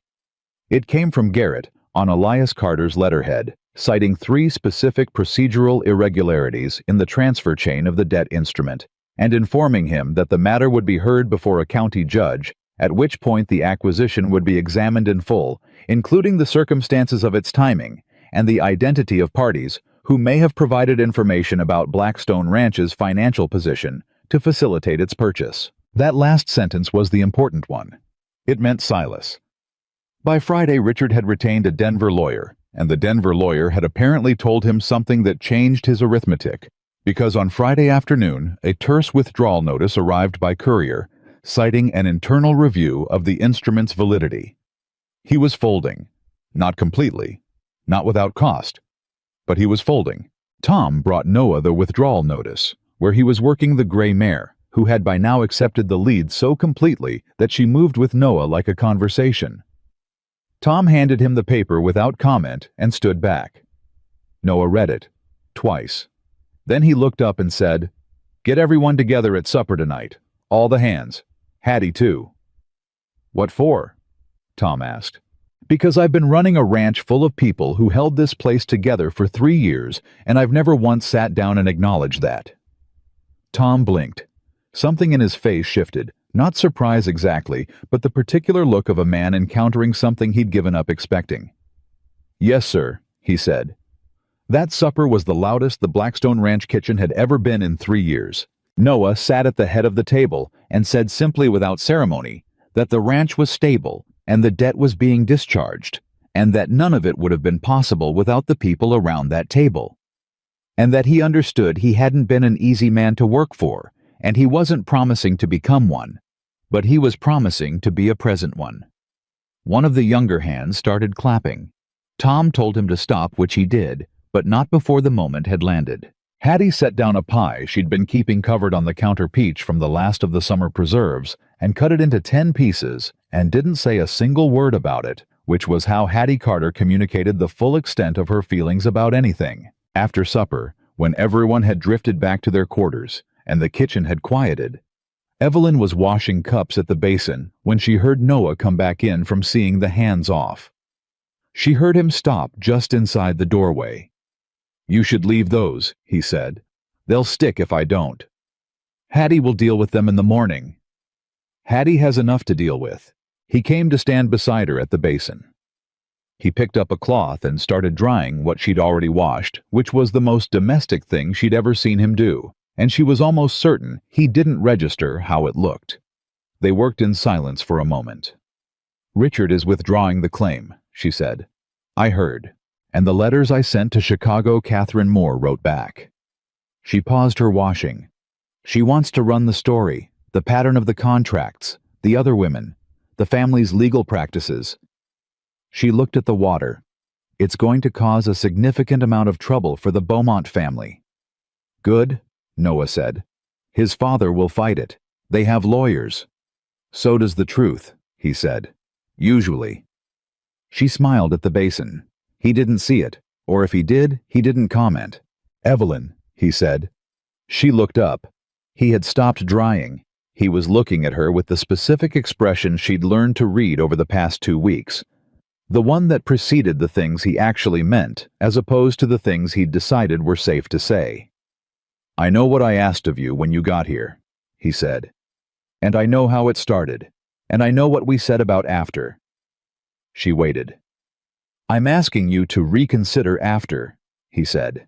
The kitchen held the sound of water and the distant movement of horses settling for the night, not as an arrangement, he said. Not as anything with terms or conditions or an end date. He put down the cloth. "Just stay. Because this is your home if you want it to be. Because you walked into this ranch with nothing, and in 2 weeks made it more alive than it's been in 3 years. He stopped. Started again differently. "Because when I'm around you, I remember things I forgot existed, like what it feels like to look forward to supper and to hear someone moving around in the kitchen at 6 in the morning and feel not lonely." Evelyn was very still. "I'm not asking you to love me," he said. "I'm not asking for anything you don't want to give. I'm asking you to stay and let whatever this is become what it's going to become without a departure date hanging over it." She looked at him for a long moment. Everything in her that had been braced for 2 weeks against him, against this place, against the specific danger of wanting something enough to grieve it, slowly, carefully stopped bracing. "I wrote to my cousin in Montana," she said. 2 weeks ago. The telegraph line was back up." She paused. "I told her I'd found work, that I was staying for a while." He looked at her. "I didn't know why when I wrote it," she said. "I think I know now." Noah Carter looked at Evelyn Hayes for a long, steady moment. The way he looked at things that were real, things that had weight and substance, and weren't going to dissolve when he reached for them. Then he reached for her slowly, carefully, giving her every possible moment to step back, and his hand came up to the side of her face with the kind of gentleness that doesn't announce itself because it's always been there just waiting for the right moment to be permitted. She didn't step back. She turned her face slightly into his hand and closed her eyes. He kissed her the way a man kisses someone he has no intention of releasing, not urgently, not performatively, but with the total and unhurried conviction of someone who has finally arrived somewhere after a very long road and is in no rush to leave. Slow. Certain. Real. The kind of kiss that doesn't ask for anything because it already knows the answer. Outside Wyoming did what Wyoming does at the end of autumn. The wind came down off the high country and moved through the ranch with cold authority, rattling the repaired window frames and bending the kitchen garden's last stubborn stalks and doing the particular work of seasons turning. Inside, neither of them noticed. For the first time in 3 years, the ranch house at Blackstone didn't feel empty. It felt exactly the size it was supposed to be. The morning after the kiss, nothing was said about it. Not because either of them was pretending it hadn't happened, but because some things don't need to be immediately translated into language. Some things need to breathe first to find their own shape, without the pressure of being named too quickly. Evelyn was at the stove when Noah came down, and he poured his own coffee and stood beside her for a moment without speaking close enough that their arms almost touched. And that was the conversation. That was the entire conversation. And it was enough. Hattie watched all of this from the far end of the kitchen, said absolutely nothing, and made her best biscuits of the autumn season. What changed was everything underneath the surface. The way Noah moved through the house was different, not relaxed exactly, because he was still fundamentally a man built from tension and work, but present. Awake to things he'd been moving through without seeing. He noticed that Evelyn had reorganized the supply shelf in the pantry. He noticed that she'd put a small bunch of dried wildflowers in the tin on the window ledge. He noticed these things and didn't say so directly, but he stopped walking past them like they weren't there. The first real test came 3 days later. Elias had a bad night. His doctor, a quiet man named Forsyth, who had been managing the old man's decline with competent sadness, came to find Noah at breakfast with the particular expression doctors wear when they are about to say something that can't be unsaid. He said it plainly. The heart was weakening faster than the previous month's assessment had suggested. Elias had weeks, not months. Possibly less. Noah sat with that for a long moment. Then he stood up and went to his father's room. He knocked. "Come in," Elias said, and his voice was different, thinner than it had been even a week ago. The voice of a man whose body was beginning to economize. Noah came in and sat in the chair beside the bed. He didn't speak immediately. Neither did his father. They sat together in the kind of quiet that two people can only share when they've finally stopped fighting the silence between them and agreed to just live in it.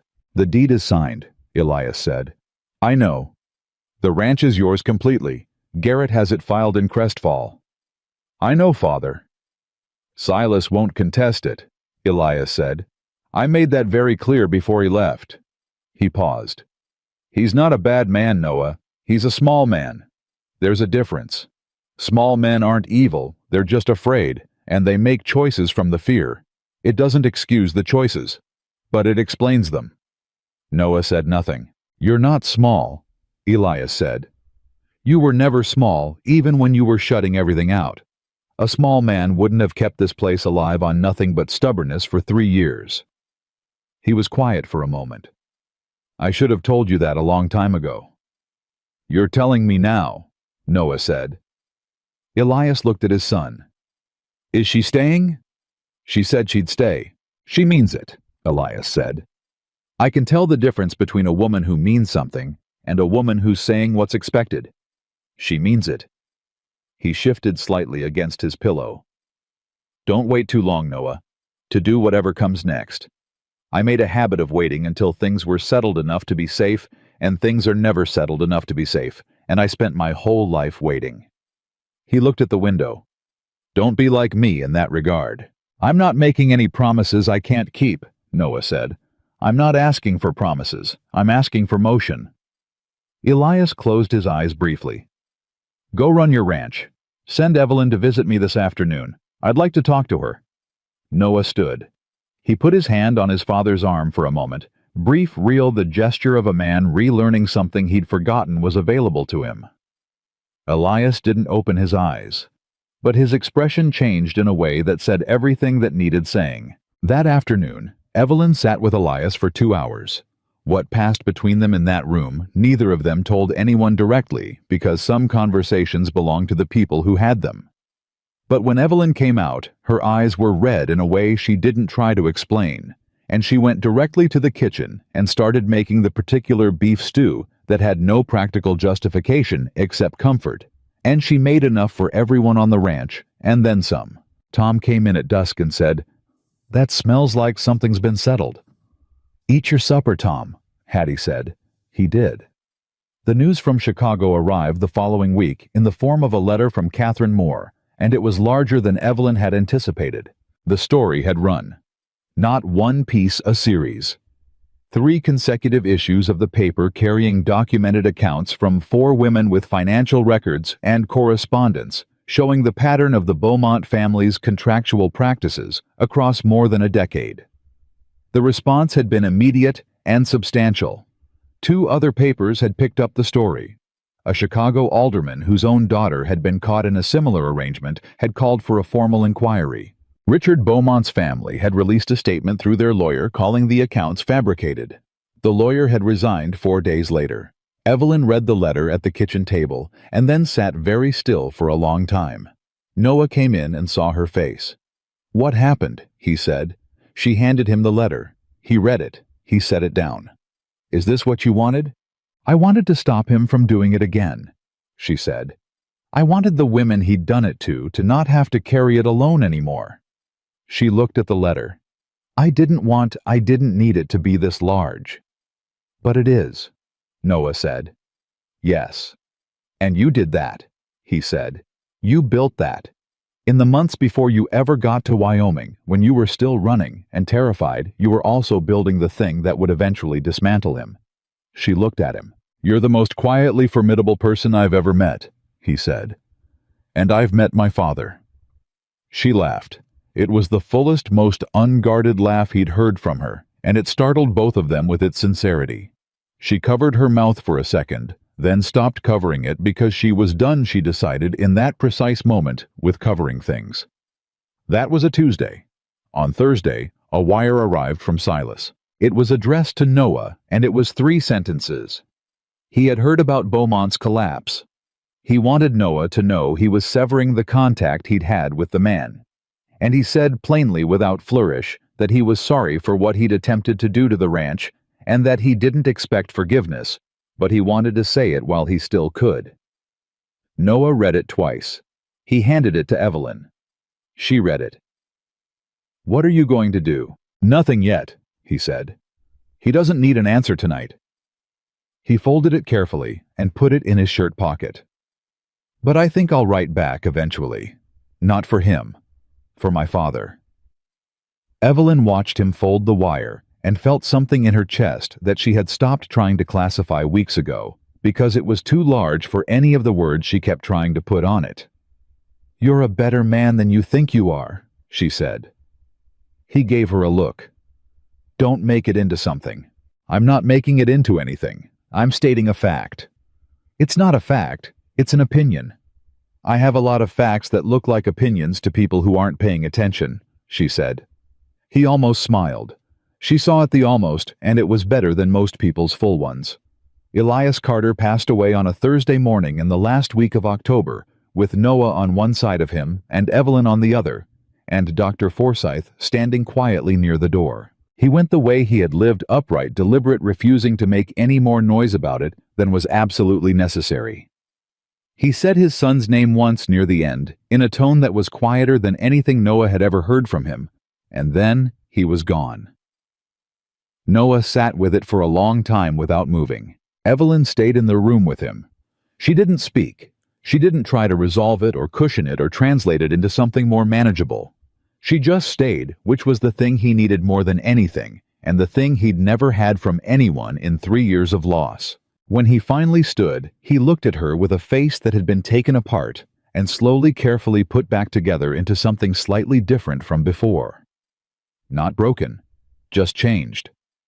The way a fence post is different after a hard winter, still standing, still solid, but knowing now what it has held against. "Thank you," he said. She took his hand. He held it. Outside, the October wind moved through Blackstone Ranch with the serious authority of the season changing, and the horses in the pasture lifted their heads to it, and the smoke from Hattie's kitchen rose straight up in the still morning air, and the land kept being what it was, patient, permanent, quietly magnificent in the way of things that have endured. The winter set in by November, and with it, something none of them had expected, a kind of peace that had nothing to do with absence of trouble and everything to do with the presence of people who had decided to stay. The ranch hand's rhythm tightened, the way it does when cold demands efficiency. Tom managed the cattle rotation with the precision of someone who understood the cold was not a problem to be solved, but a condition to be respected. Hattie made soups that had no practical justification beyond the fact that they were perfect, and she made them every other day throughout November without being asked. The gray mare had been named by consensus among the younger hands. They called her November, which Evelyn thought was exactly right. Noah started working on the chapel. It was the small stone structure on the north side of the property that had been Margaret's particular idea. She'd always wanted a place where the ranch hands could gather, not for any denomination specifically, but for the kind of quiet that working people need and rarely make time for. After the accident, Noah had boarded it up without explanation and not looked at it directly in 3 years. He unboarded it on a Tuesday morning in early November without saying anything to anyone. Evelyn saw him carrying timber toward it from the supply barn and watched from the kitchen window for a long moment without moving. Then she went to find Tom. "Get whoever's free this afternoon," she said. "He's not going to ask for help." Tom looked at the window, looked at her. "No," he said. "He never does." By noon, there were 4 men working on the chapel alongside Noah, who hadn't asked a single one of them to be there and didn't tell them to leave. Evelyn brought out coffee at 2 o'clock and set it on the fence post and went back inside without making a production of it. From inside the structure, she heard Noah's voice carrying to one of the younger hands.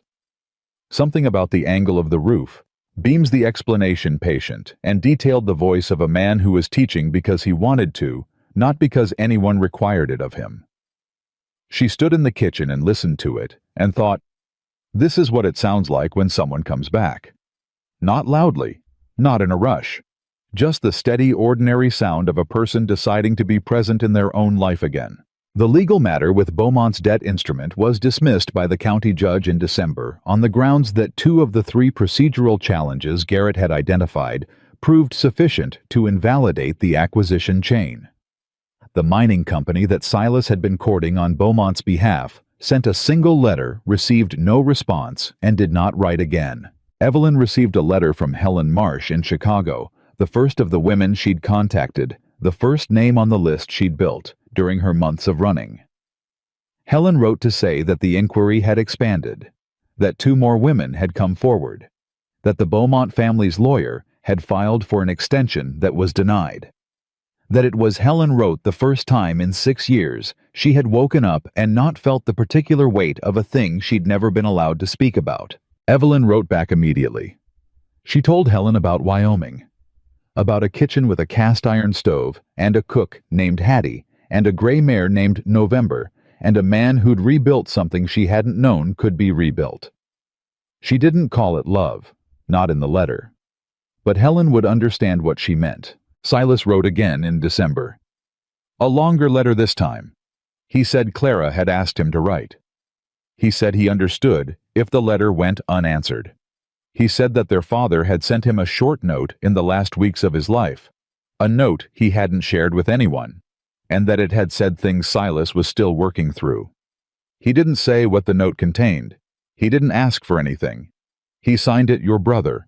Noah read it at the kitchen table and sat with it the way he sat with hard things, not avoiding them, not rushing them, just holding them at the right distance until they showed him what they were. "I'm going to write back," he said. Evelyn was sewing by the window. She didn't look up. "I know." "It's not." He stopped. "It doesn't mean I've forgotten what he tried to do." "I know that too. It means—" He turned the letter over in his hands. "My father was alone for 30 years because he didn't know how to close a distance he'd created. I'm not doing that. Not even with Silas."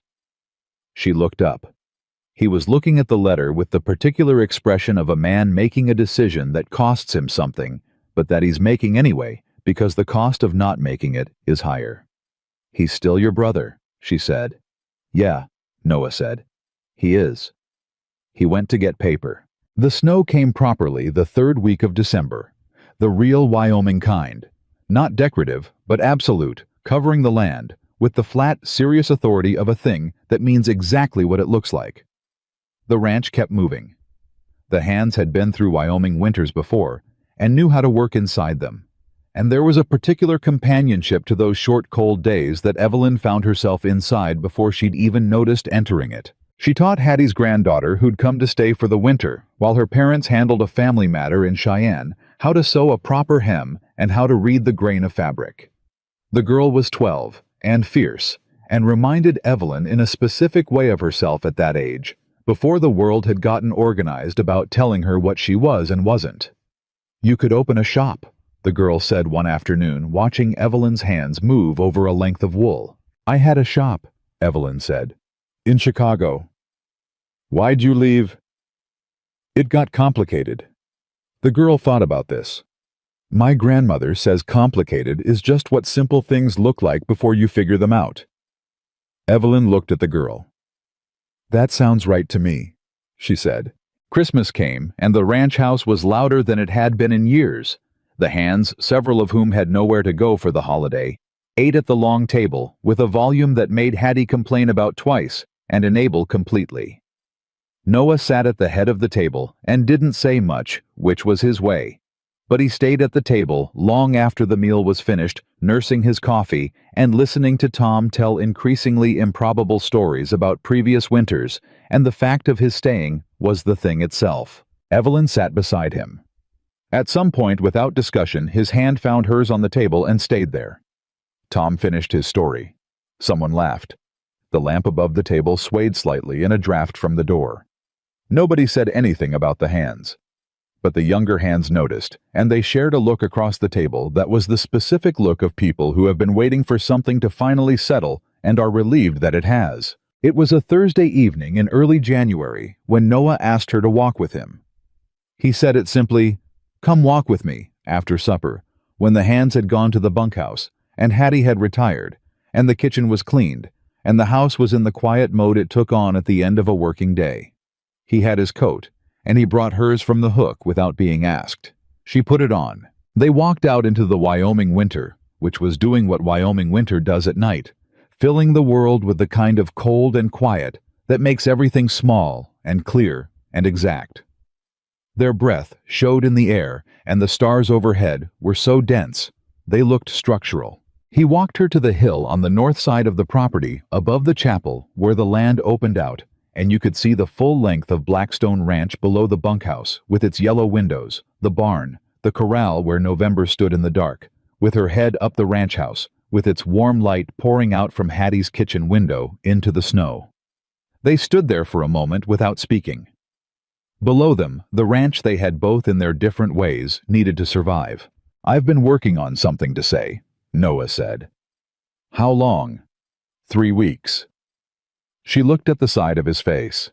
"And I can't find the right words, which is—" He exhaled.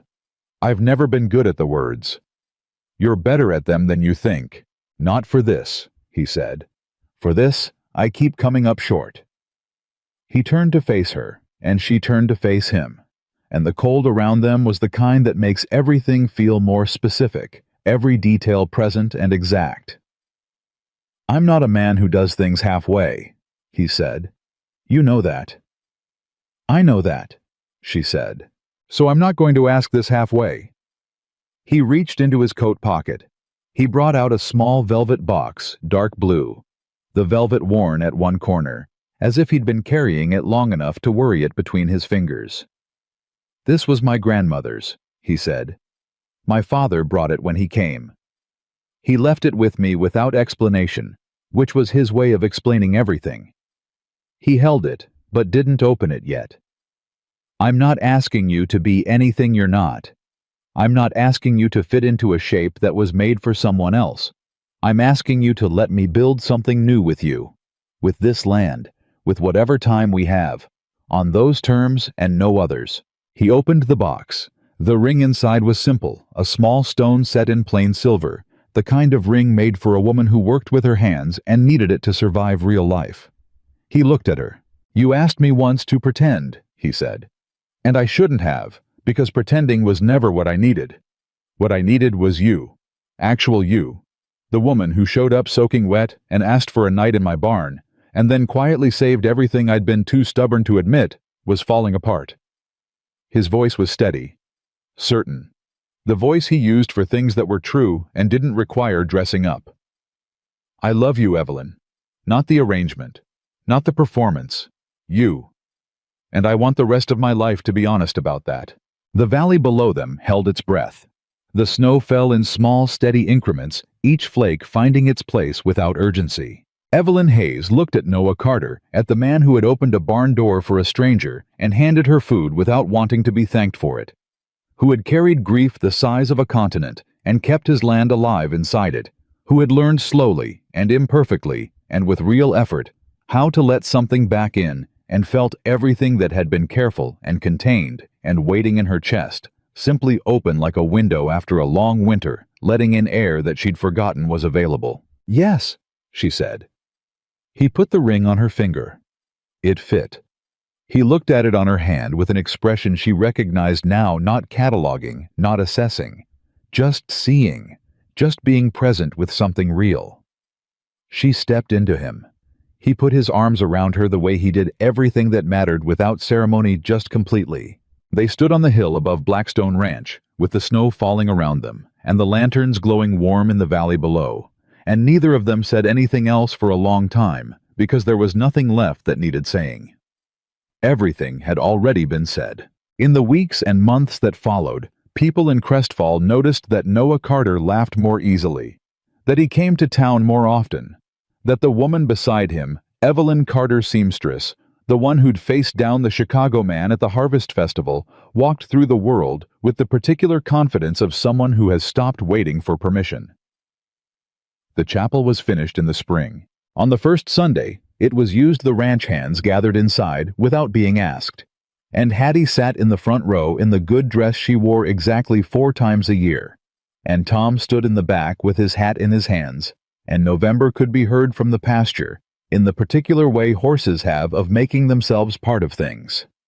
Evelyn sat beside Noah in that chapel, her shoulder against his, the ring on her finger catching the morning light coming through the newly repaired window. He had built the chapel, he told her once, not to hold on to the past, but to prove to himself that something beautiful could still grow from the same ground where the hardest thing had happened. And it could. Because that is what ground does if you stay on it long enough and do the honest work and stop running from the parts that ache. Because love, the real kind, does not arrive with announcements. It arrives quietly in the middle of ordinary things. A barn door opened in the rain. Biscuits left on a fence post, with no note. A hand held at a table. A question asked on a hill in the snow, and it stays, and it changes the shape of everything.